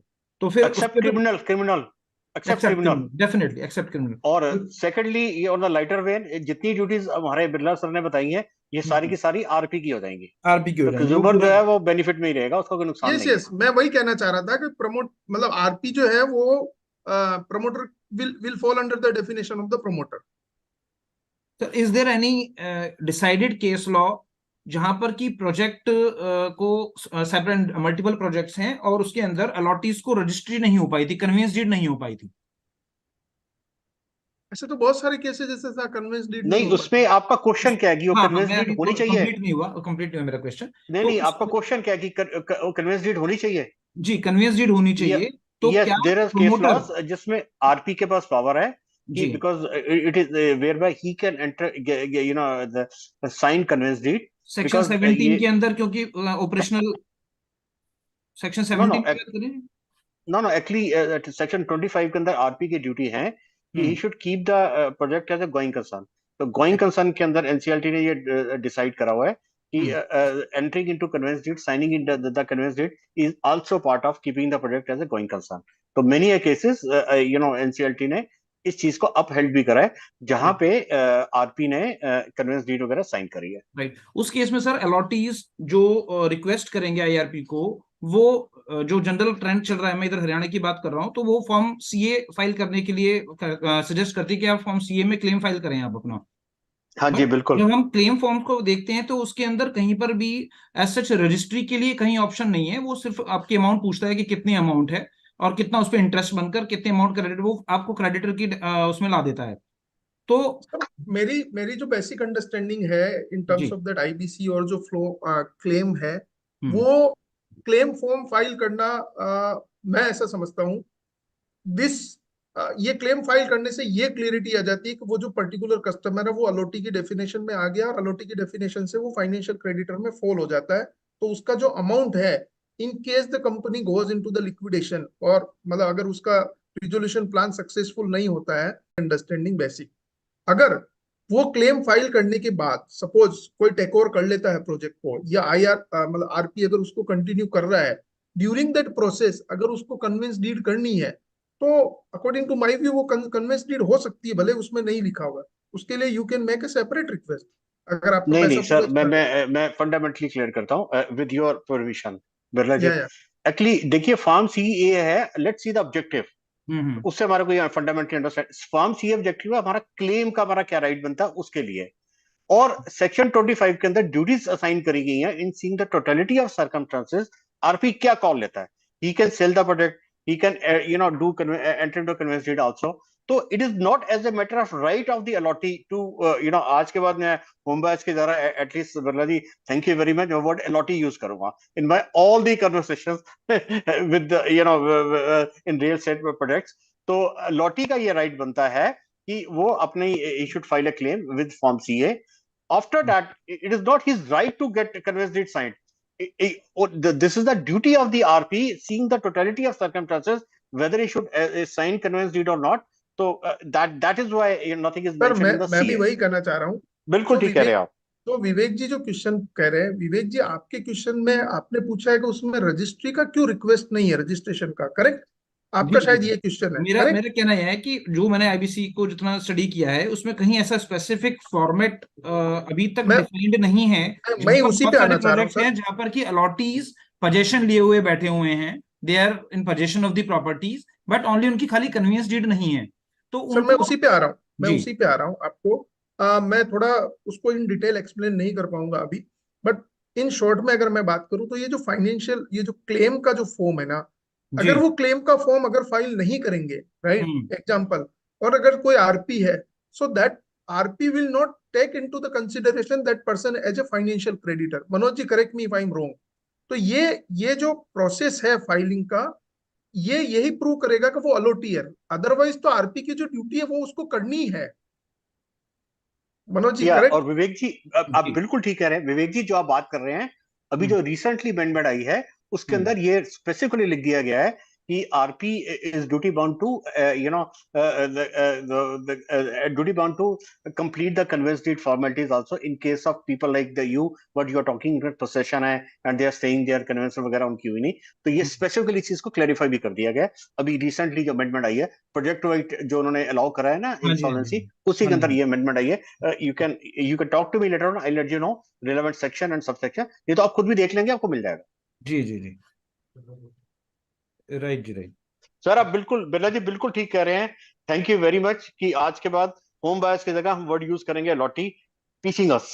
सर इवन रेरा की भी जब कोई बात करते हैं तो मेजरली यही लगता है कि रेरा होम बायर के लिए आया, but RERA is not for the home buyer, it is for all the consumer who notice. Are into the real estate industry. Anyway, hello Birla sir. Yes हाँ जी, हाँ जी, सर प्लीज। प्लीज प्लीज एक बार बस लास्ट में मुझे दोबारा बता सकते हैं कि अगर हमारा कोई रियल एस्टेट प्रोजेक्ट में फॉल नहीं करता है तो जो अलॉटीज हैं वो कैसे एप्लीकेशन फाइल करेंगे, फिर रेरा में करेंगे या आईबीसी में सेक्शन 9 में कर पाएंगे? तो उसके लिए अपन सेपरेट डिस्कस करेंगे। I am not an IBC expert to be frankly, so I cannot give you, this is a frank, matlab I'm telling you I am not into the IBC practice, but because what I know related to the RERA and IBC only, so at present I will not be in a, Manoj sir मैं what's your बताता हूँ। Opinion, अगर वो non मैं financial debt है ही नहीं तो वो मैं सेक्शन 9 मैं में कैसे कर पाएंगे? मैं बता रहा हूँ आपको। देखिए, ये सर ने जो बात करी, तो उन्होंने ये बात करी लॉटी को, जो हमारी डेफिनेशन दी गई है आईबीसी के अंदर, वो उन्होंने कहा कि if we strictly constitute with reference to the RERA, अब थोड़ा सा हमारे को ये स्टडी करना पड़ेगा कि वो जो अलॉटी की definition although that is written there it has taken from the RERA, कि वेदर इट कैन व्हेन जब जब हमारी इंटरप्रिटेशन ऑफ क्लॉजेस की बात आती है, इंटरप्रिटेशन ऑफ क्लॉजेस के अंदर ये देखा जाता है कि क्या चीज कंज्यूमर के लिए बेनिफिशियरी है। अगर हम उस क्लॉज के अंदर उसको लेके उसको फाइनेंशियल क्रेडिटर बना दे because of non jurisdiction even in the RERA, तो then you can have a scope for section 7। और रही बात आप सेक्शन 9 वाली डेफिनेशन, वो आपका जो पर्टिकुलर एग्रीमेंट है उसके साथ नॉन रेरा के केस के अंदर, उसके अंदर हमारे को देखना पड़ेगा कि वो whether whether he is a creditor और नॉट, वेदर ही क्रेडिटर की डेफिनेशन में फॉल करता है या नहीं करता। Only then we can give the opinion कि सेक्शन 9 में एप्लीकेशन फाइल हो पाएगी नहीं हो पाएगी। सर मेरा एक पर्सनल और मतलब ऑल द पार्टिसिपेंट्स, ये जो बात ये जो मेरा इंटरप्रिटेशन बता रहा हूँ ना सर, ये मेरा खुद का ऑन इंटरप्रिटेशन है। सपोज कोई मैटर आता है, then there may be some different jurisprudence also, my interpretation also may change, but what my request is that मैं जो इंटरप्रिटेशन कर रहा हूँ, अगर आप लोग as a practical daily routine में उसको ध्यान रखेंगे तो day by day there would be more clarity. This is the only my view, मतलब मेरा कहने का जो मीनिंग है उसके पीछे यही है। कल ऐसा ना हो कि हम उस चीज को इग्नोर करते हुए अगर हम कोई एडवाइजरी करते हैं या कोई हमारा काम करते हैं, तो that should not be any difficulty. This is the main object of discussion of this point of the allottee and real estate project, right. देखिए सप्लाई ऑफ गुड्स के अंदर अगर हम किसी को, मैं एक आपको बात क्लियर करना चाहूंगा, सप्लाई ऑफ गुड्स के अंदर जो हमारे हम सीआरपी के केसेस करते हैं, उसमें अगर हम एडवांस पे करते हैं, if we pay something advance, then that is not covered under supply of good. He is not treated as a creditor in the IBC. अब आप वाली जो बात है कि आपने फ्लैट लेने के लिए उसको एडवांस दिया और जाओ उससे परचेज करा, तो इसी करके मैंने कहा कि जो रिलेवेंट एग्रीमेंट है उसके अकॉर्डिंगली देखना पड़ेगा। अगर आपने उसको एडवांस दिया तो then he will not, then you are not the creditor, तो then you won't fall, then you won't be eligible to file application under section 9। हाँ, अगर आपने उससे परचेज कर लिया उसके बाद आप उसकी कंसिडरेशन दे रहे हैं तो then you will be treated as a creditor. तो इसी करके मैंने कहा कि सेक्शन 9 के लिए स्पेसिफिकली देखना पड़ेगा आपका एग्रीमेंट क्या, to the best of my knowledge. Sir इसके अलावा तीन चीजें और भी है। अगर हम आप रियल एस्टेट प्रोजेक्ट में भी अगर किसी चीज को देखें, तो जो अंडर कंस्ट्रक्शन प्रॉपर्टी है उसकी स्टेज ऑफ कंस्ट्रक्शन क्या है। अगर सपोज स्टेज ऑफ कंस्ट्रक्शन हो गया है, मेरा एग्रीमेंट टू सेल एग्जीक्यूट हो गया है, राइट, तो मैं सिक्योर्ड क्रेडिटर में आ जाऊंगा। अगर सपोज मेरा एग्रीमेंट टू सेल ही नहीं हुआ है, मैंने फिर भी एडवांस पैसा दे दिया है, तो क्या मैं सिक्योर क्रेडिटर की डेफिनेशन में फॉलो होऊंगा या नहीं होऊंगा, वो एक अलग क्वेश्चन है। आज अगर मैंने एग्रीमेंट टू सेल डेवलपर के साथ कर दिया, मेरा कन्वेंस डीड नहीं हुआ है, मैंने 90% पेमेंट कर दिया है, right, so I will fall and मैं सिक्योर क्रेडिटर हो जाऊंगा, क्योंकि मेरे को प्रॉपर्टी अल्टीमेटली मेरे फेवर में एग्रीमेंट टू सेल है। अगर यहाँ मेरे पास कुछ भी नहीं है तो I will not fall under the secure creditor. तो ये भी एक अलग पॉइंट ऑफ डिस्कशन है। एनीवे अभी एक जो important judgment Pioneer Urban Land Infrastructure का, आपको सबको पता ही होगा, जैसे कि हमने शुरू में भी डिस्कस किया था, अभी एक मियान में 3 तलवारें रह सकती है। So what it says that तीनों एक्ट में RERA, IBC and the allotee of the flat apartment have a concurrent remedies under the Consumer Act, RERA as well as the IBC. Yes. तो यही मनोज जी 3 तलवारें हैं, अपन एक मियान में रख सकते हैं। Sir, with due apology, I was involved in this case. मैं इसी केस के अंदर NCLT की तरफ से अपॉइंटेड हूँ। अरे वाह सर, क्या बात। So this is the judgment. अभी ये एक जजमेंट है Manish Kumar versus Union of India, जहाँ पे आपका ये लिमिटेशन जो थ्रेशोल्ड लिमिट है 10 और 100% वाला, वो चैलेंज किया गया था और सुप्रीम कोर्ट ने उसको अपहेल्ड किया था, right. Amendment in section 7 and section 32A which was upheld by the honorable Supreme Court. This is the another judgment of the NCLAT, Shri Rahul Ganj Gyanachandani and others versus Parsna developer. उसमें क्या held किया है, the appellant cannot be said to go out of the definition of the allotee merely because they have order in their favor by the RERA. मतलब क्या हुआ, अगर किसी अलोटी को रेरा से ऑर्डर आ गया है, राइट, इसका मतलब ये नहीं है कि वो अलोटी नहीं रहा है, still he is the allottee, और वो थ्रेशोल्ड लिमिट जो है सेक्शन 7 की उसमें वो काउंट होंगे। तो इसका जो ये कंक्लूजन पार्ट है, तो इसमें फाइनली ये बोला था when the allottee decree holder file the application under section 7 they are required to the comply with the section 7 subsection 1 second proviso, so they will fall in the category and they will be counted in the limit of the threshold limit. Then after this is another judgment, Tarun Ahuja versus Puri Construction Private Limited, NCLT Delhi. अगर कोई home buyer ने consumer court में या RERA में अगर application कर दी है, it does not mean they are not the financial creditor. Still they are the financial creditor. And what is held, irrespective of the fact that the home buyer allotee approach RERA or NCDRC before approaching this adjudicating authority, the status of the home buyer being a financial creditor under section 5(8)(f) of the code remain intact. Hence, the averment of the corporate debtor that the allotee who approached the RERA or NCDRC ceased to be considered as a financial creditor under section 5(8)(f) of the code not hold any ground. उस case में क्या हुआ था, कुछ settlement हुआ था, तो उसमें जो कस्टमर ने रेरा में अप्रोच करी थी उनके साथ कुछ अलग ट्रीटमेंट किया गया था, और जो कस्टमर जिन्होंने रेरा में कंप्लेन नहीं करी की थी उनके साथ कुछ अलग ट्रीटमेंट किया था. And this is another judgment जो कि ऑलरेडी मनोज जी ने बताया है, विशाल चेलानी वाला judgment, right. Home buyer can not be treated differently from the other financial creditor under IBC. So this is from my side. जितना भी रेरा और आईबीसी का स्मॉल डिस्कशन था, अगर किसी को कोई क्वेश्चन है तो we can have a question. Sir, अगर advance against purchase of land in a project, ये क्या अलॉटी की डेफिनेशन में आएगा? इसलिए मैंने बोला सर, रियल एस्टेट प्रोजेक्ट है क्या वो, whether it is a real estate project. If it is a plotting scheme then, अगर केयर आप लैंड खरीद रहे हो then it is not a real estate project. वो वहाँ नहीं, ये कोई प्लॉटिंग स्कीम में नहीं है, ये तो नहीं आएगा सर. ये कोई कंपनी है जिसके पास में लैंड बैंक है, वो किसी डेवलपर को देगी और कोई थर्ड पार्टी है उसको देगी. नहीं, वो नहीं आएगा. प्लॉटिंग नहीं करेगी. नहीं, वो नहीं आएगा. लैंड की डील नहीं आएगी sir. In terms of the allottee और रियल एस्टेट प्रोजेक्ट वो नहीं आएगा. Thank you sir. और Birinder ji, with due respect, ये क्रेडिटर भी नहीं होगा आईबीसी के अंदर. Thank you sir. Thank you Manoj ji. नहीं करेगा. नहीं, वो नहीं आएगा. लैंड की टर्म्स ऑफ द अलॉटी और रियल एस्टेट प्रोजेक्ट वो नहीं आएगा.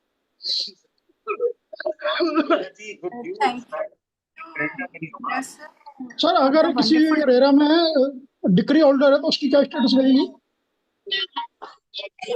सर, वो होम बायर रहेगा आईबीसी के अंदर, सॉरी वो अलॉटी रहेगा इसके अंदर, फाइनेंशियल क्रेडिटर रहेगा ये आईबीसी के अंदर. रेरा के अंदर क्या रहेगा ये सर बताएंगे. क्या सर, डिक्री होल्डर रेरा के अंदर अलॉटी रहेगा ना सर. कंज्यूमर कोर्ट से इसको डिग्री मिल गई तो मिल गया पासपोर्ट सर. ले लीजिए, अगर है तो. अभी तो है, चल रही है. हाँ, अभी तो कंटिन्यू है, थोड़ा लास्ट स्टेज है. हाँ, जीपा है, जीआईपी है. होल्डर रेरा के अंदर अलॉटी रहेगा. कंज्यूमर कोर्ट से इसको डिग्री मिल गई तो. प्रवीण जी क्या कहना चाह रहे हैं आप, वापस पूछिए.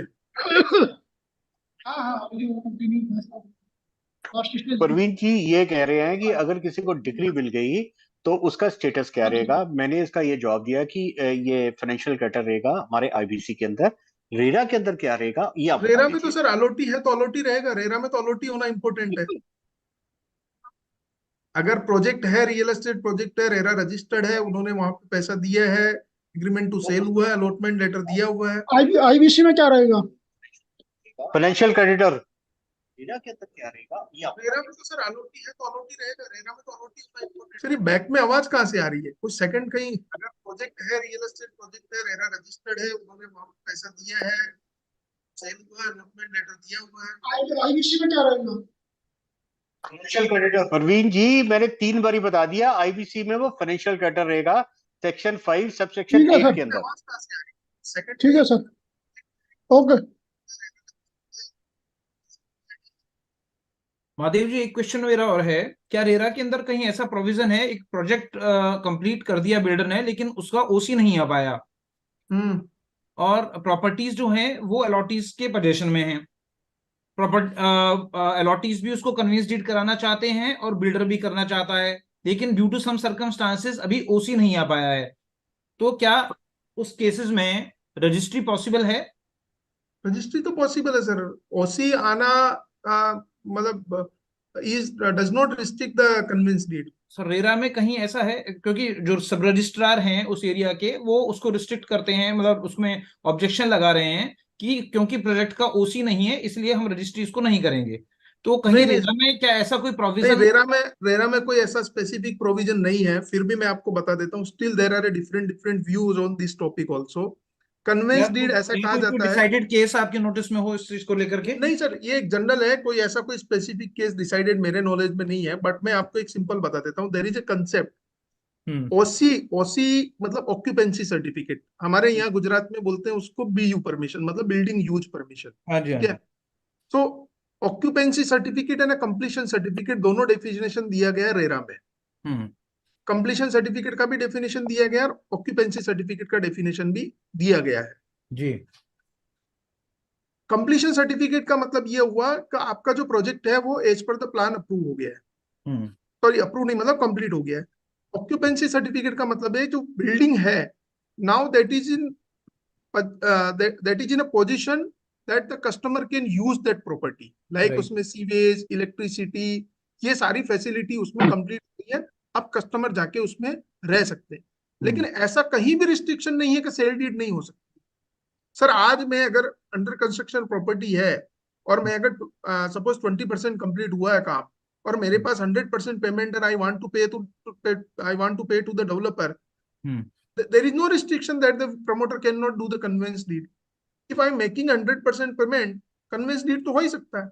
अच्छा, मेरे को एक दूसरा बात बताइए, जो लोन के केसेज होते हैं, मैं हमेशा से यही बात सबको मतलब डिस्कस करता हूँ, जो लोन का केसेज होता है, जब फाइनल डिस्बर्समेंट होता है, तो फाइनल डिस्बर्समेंट कब होता है? बीयू आने के बाद या ओसी आने के बाद नहीं होता है, प्रोजेक्ट कंप्लीशन होने के बाद आ जाता है और उसका सेल डीड हो जाता है और उसके बाद ही बैंक लोन डिस्बर्स करता है। Madhav ji, Vinay here. Can I? Yes, Vinay ji. Namaste, sir. Namaste. Sir, Namaste. Namaste. On this, whatever you mentioned about the OC and the conveyance deed, yes, there need a little more clarity on this. The moment if you do the conveyance deed or the sale deed, it's an absolute deed. It cannot be a conditional deed. Like you cannot mention that because in any sale deed it says we are given a possession, project is complete. Building is completed as so and so. I've received the consideration. Sir, received the I agree with your point, but RERA does not restrict. And this is there are a lot of cases I have gone through in my career also, that even though the building is not completed, even though the this completion certificate is not received, but the conveyance deed is executed. And No, still executed. See, practice is there, executed is there. But the RERA also does not restrict, sir. What is the question, Vinay ji? Question of the Vivek ji is that is there any restriction under the RERA? So what I am saying, there is no restriction under the RERA. My problem is actually the sub-registrar or the tehsildar, who is the authorized person by the statute to do this part of execution of conveyance deed. He is denying that because there is no absolute annexure of occupation certificate, I will not do the conveyance deed part. So he is right on the one point that because there is no occupancy certificate, so I am agreeing that unless and until the occupancy certificate is not given, the possession to reside in the building cannot be given. आप उसको position नहीं दे सकते रहने का। आप Maharashtra RERA में एक ऐसा जजमेंट है, महाराष्ट्र रेरा अथॉरिटी ने म्युनिसिपल कॉर्पोरेशन को ऐसा लेटर भी लिख के दिया गया है और कस्टमर के ऊपर भी ऐसा बोला था कि एक्शन लेने के लिए कि बिना ऑक्यूपेंसी आए आप कैसे रहना शुरू कर दिया। ऐसा एक जजमेंट है महाराष्ट्र रेरा अथॉरिटी का। But section 17 of the RERA says that आपको 3 महीने में ऑक्यूपेंसी आने के बाद कन्वेंस डीड करना है, वो एक कंपलसरी प्रोविजन है। बट ऐसा कहीं भी रिस्ट्रिक्शन नहीं है कि आप कन्वेंस डीड नहीं कर सकते। The conveyance deed is a mutual understanding between the promoter and the customer. Vinay ji का जो कहना वो बात to the extent it is also right कि वो कंडीशनल नहीं हो सकता है, but practically conveyance deed can be happen. So as per your opinion, what should be the legal remedy to get it done? Builder देना चाहता है, promoter करना चाहता है, अलॉटी लेना चाहता है, काम कंप्लीट है, but because of this non-compliance, conveyance deed is not being executed. Birla जी अपनी स्क्रीन शेयर जरा बंद कर दीजिए. We can see you in a bigger way.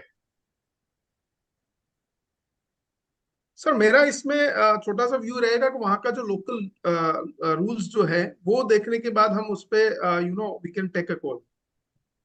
वहाँ के Sir, in my view that there must be some lackness from the builder side to get the occupancy certificate. Then this is the sole reason from the Tehsildar or whatever the authority to deny the for that as per the question, Mr. Vivek sir. Sir, Vinay whatever जी आपका क्या कहना है? विनय जी कहाँ चले गए? Vinay ji also the RERA expert. He is from Yes, the sir. south, Karnataka, Yes, sir. Bangalore, Hyderabad. Yes, Vinay ji. Yes, sir. Sir, the problem is in terms of where I'm coming from is in terms of the half constructed building or in between constructed building. If the conveyance deed is executed, now that is a risk. As sir is mentioning, the project is completed, building is completed, everything is done as per the agreed terms, as per the agreement of sale. Only the occupancy certificate is not received for whatever be the reason. The reason of occupancy certificate is not received could be the delay by the authorities, or maybe there may be a deviation also compared to the sanctioned plan.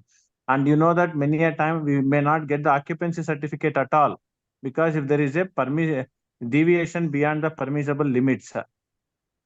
But I will tell you, Vinay ji, if you see the Gurgaon, in one of the case where I'm fighting the not Gurgaon, in Noida, one of my friend, he is a professional, right? He's a chartered accountant.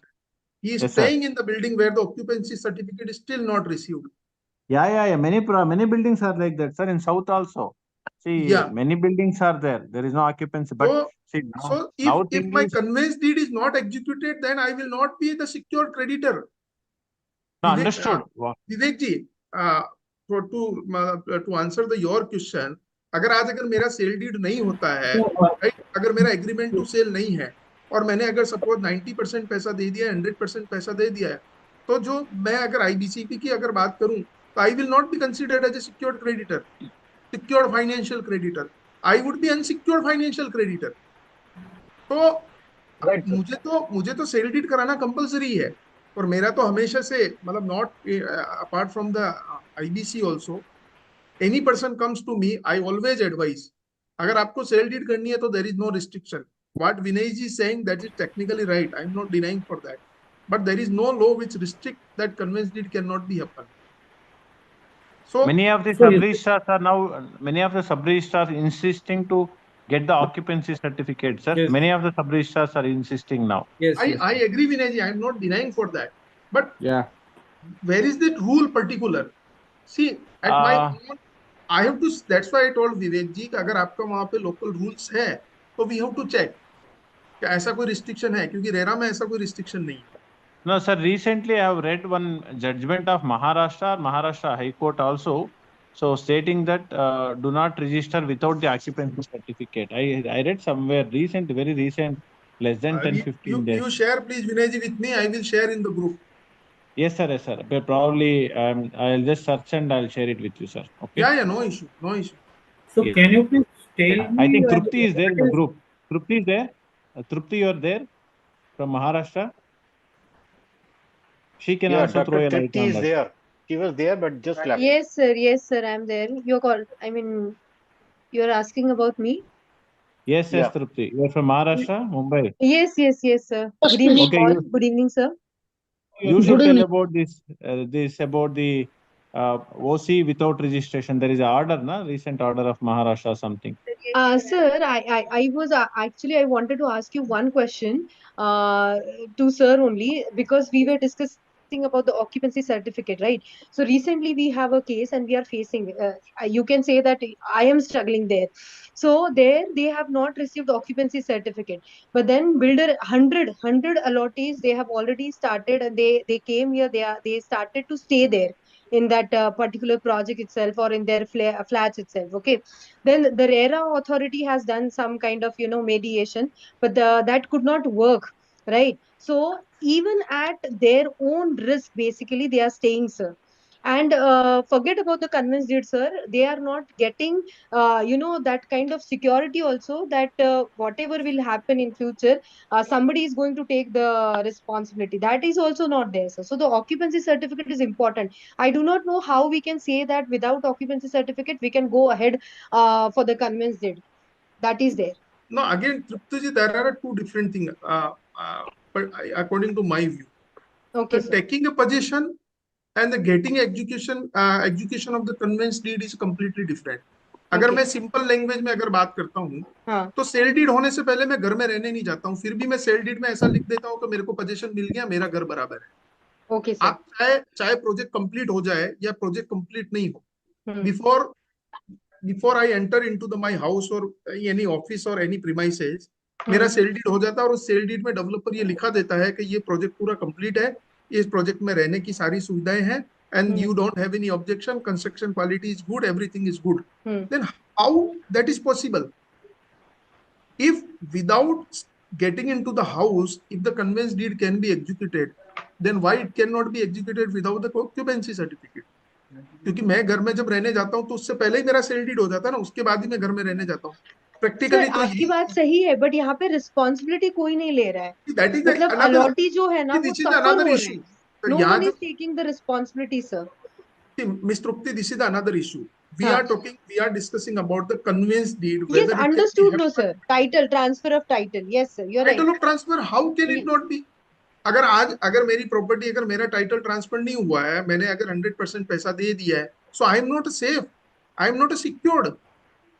I can put a condition that I will not reside unless and until the occupancy certificate is not received. And sir, one more practical challenge I would like to say, sir. अब हम अगर convince deed की बात करते हैं तो sir बहुत सारे लोग जो हमने लॉ में लिखा है कि 3 months में एग्जीक्यूट करना चाहिए, ठीक है, बट एग्जैक्टली वो होता ही नहीं है. 10-10 साल तक, कई बार तो 20-25 years तक सर कन्वेंस डीड नहीं होता है, sir. Yes, so And that's because of this compliances issues, sir. I mean, जैसे अभी तो ये occupancy certificate is one of the example here, right? But there are lots of compliances, lots of, if I will talk about Pune PMC authorities, permissions we need, and when we don't get it, right? So builder will say, no, this documentation is pending, that documentation is pending, so I am not going to, I cannot be, I am not able to process with the conveyance deed. I mean, all these things are there, sir. So here I would like to say, sir, that though RERA is not mentioning expressly that yes, there is no hurdle in the execution of the conveyance deed without having this occupancy certificate, but I think so in practice it is not happening, sir. Because I myself is involved into the execution of conveyance deed we will discuss this society, sir. So other issue we will discuss separately. Yes, sir. But I got lot of knowledge, of course, with the help of, all of you are experts. But genuinely, I Madam, put we can- my concerns, sir, nothing else. Madam, we Trupti can ji and organize Vinay ji, another session इसमें for मैं it, आपको बताता हूँ implement practically behavior. आप क्या करो. हाँ जी, इसमें देखो, मैं एक थोड़ा सा I shall take 2 minutes. Same thing happened in Delhi also, because Manoj ये जी, प्रॉपर्टी. हाँ जी सर हाँ मनोज जी जी, बताओ. हाँ बताओ.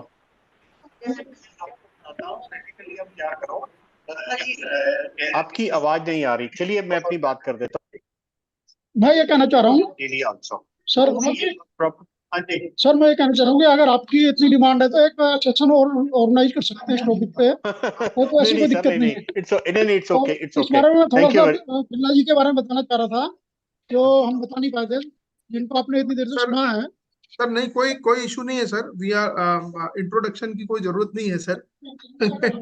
we know each and everybody. I am thankful to you, sir. Praveen ji, आपने इनवाइट किया है. let's quench the thirst of our participants. तो त्रिपुटी जी एंड मैं इसमें आपको प्रैक्टिकली बताता हूँ. What happened, the same thing happened in our Delhi also.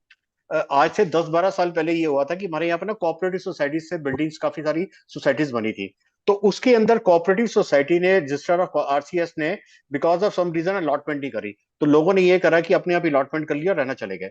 और उसके बाद exactly the way it happened with you. Then ultimately, there were around 100 and more than that societies all over Delhi, which happened. और ultimately, everybody went to the High Court. और High Court ने इनके पास I think एक special section है whereby they can override any law. उस law के अंदर जाके इन्होंने उस सब allotment को legally valid कर दिया.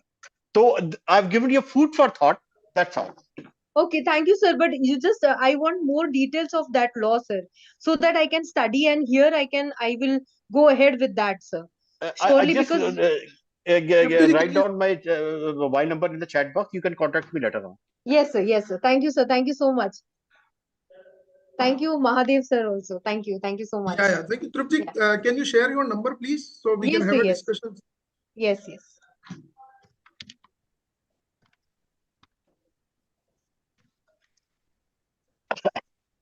And sir, we can have more sessions, of course, of all your all your expertise and everything, because we should discuss, sir. According to the IBC, we should do. So, I mean, we should do certain amendments in RERA also. That aspect we should discuss, sir. And there is a recent judgment also that with regards to this liquidation, sir.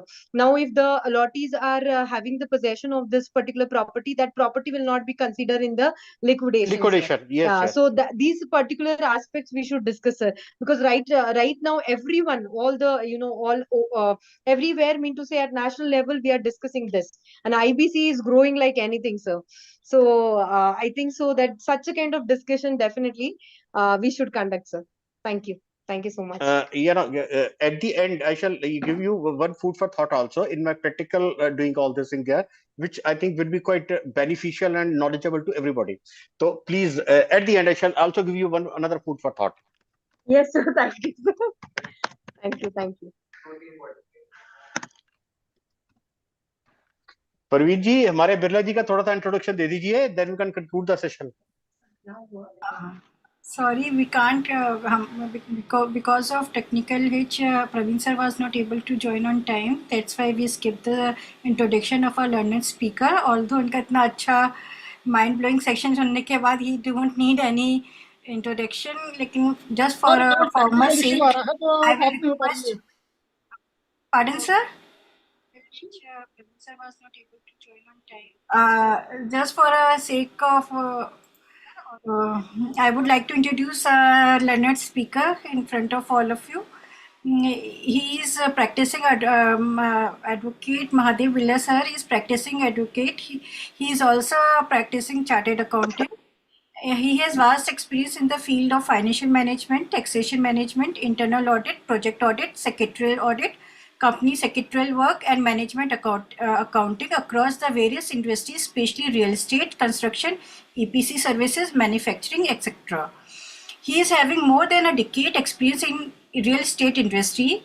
He advises on a RERA matter to various states in various states like Gujarat, Maharashtra, Bengaluru, UP, Haryana, Rajasthan. Appears before Gujarat Real Estate Regulatory Authorities, Maharashtra Real Estate Regulatory Authorities, Maharashtra Real Estate Appellate Tribunal, UP Real Estate Regulatory Authorities, MP Real Estate Regulatory Authorities in a matter related to RERA. He has also authored a book, Gujarat RERA Manual, published by a taxman. Co-authored book, Maharashtra RERA Law and Practice, published by ICAI, and taxman, and co-authored a book, E-Filing Guide on Form 3 and Form 5 under RERA, published by ICAI Maharashtra, Ahmedabad. He regularly writes on RERA for web media like Taxman, TaxGuru, ICAI Ahmedabad newsletter, and WIRC ICAI newsletter, written more than 70 articles written on RERA. He is a regular speaker for RERA at various forums like ICAI Ahmedabad, ICSI Ahmedabad, ICAI Lucknow, WIRC ICAI, Maha Seva Mumbai, CP Study Circle, etc. He is also appointed co-chairman of Housing and RERA Committee of Builders Association of India, WZ. Thank you, sir. We are proud and privileged to have you at Learned Forum under JIPA and AIPI banners. Thank you. Thank you for nice Thank introduction. you, sir. Thank you. Thank you, sir. Thanks a lot. Would like to be associated with you in a future meeting also. And Definitely. now I will invite Praveen sir for formal vote of thanks. Parveen ji, इससे पहले 1-2 minute का मेरे को time देना. I would like to share.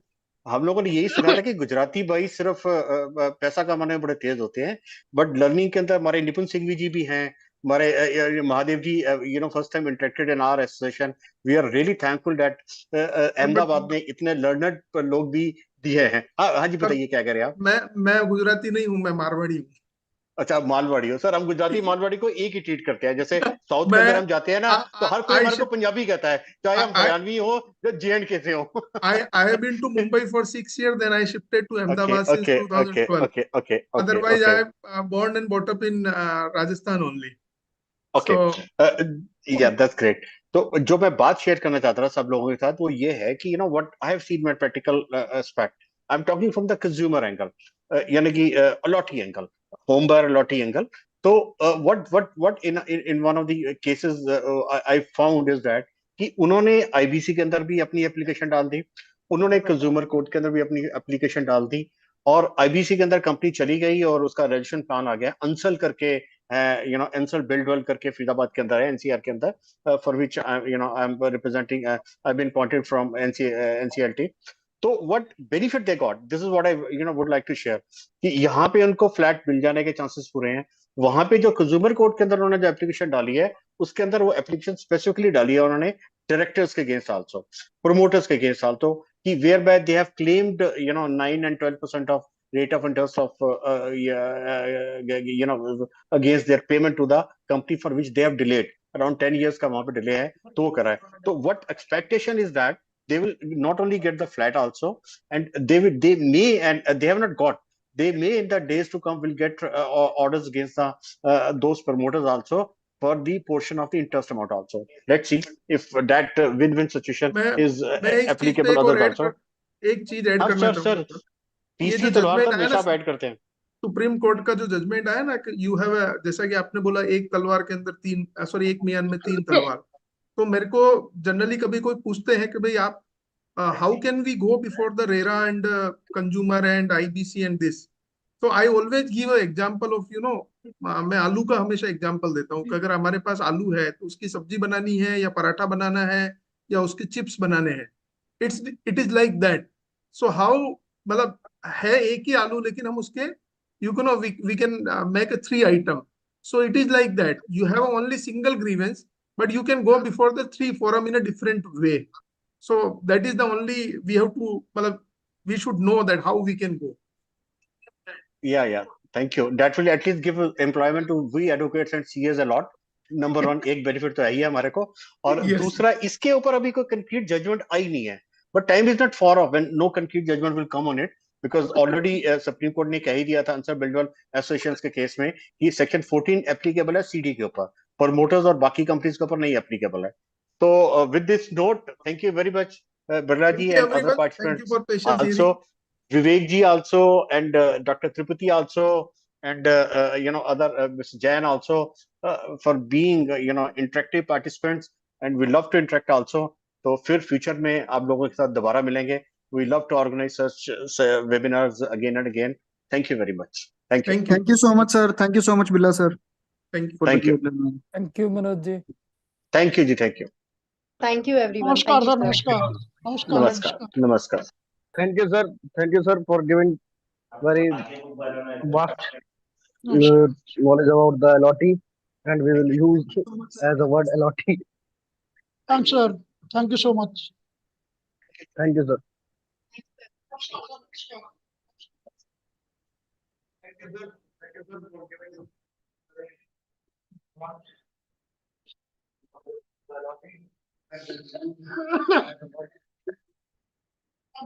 चलो,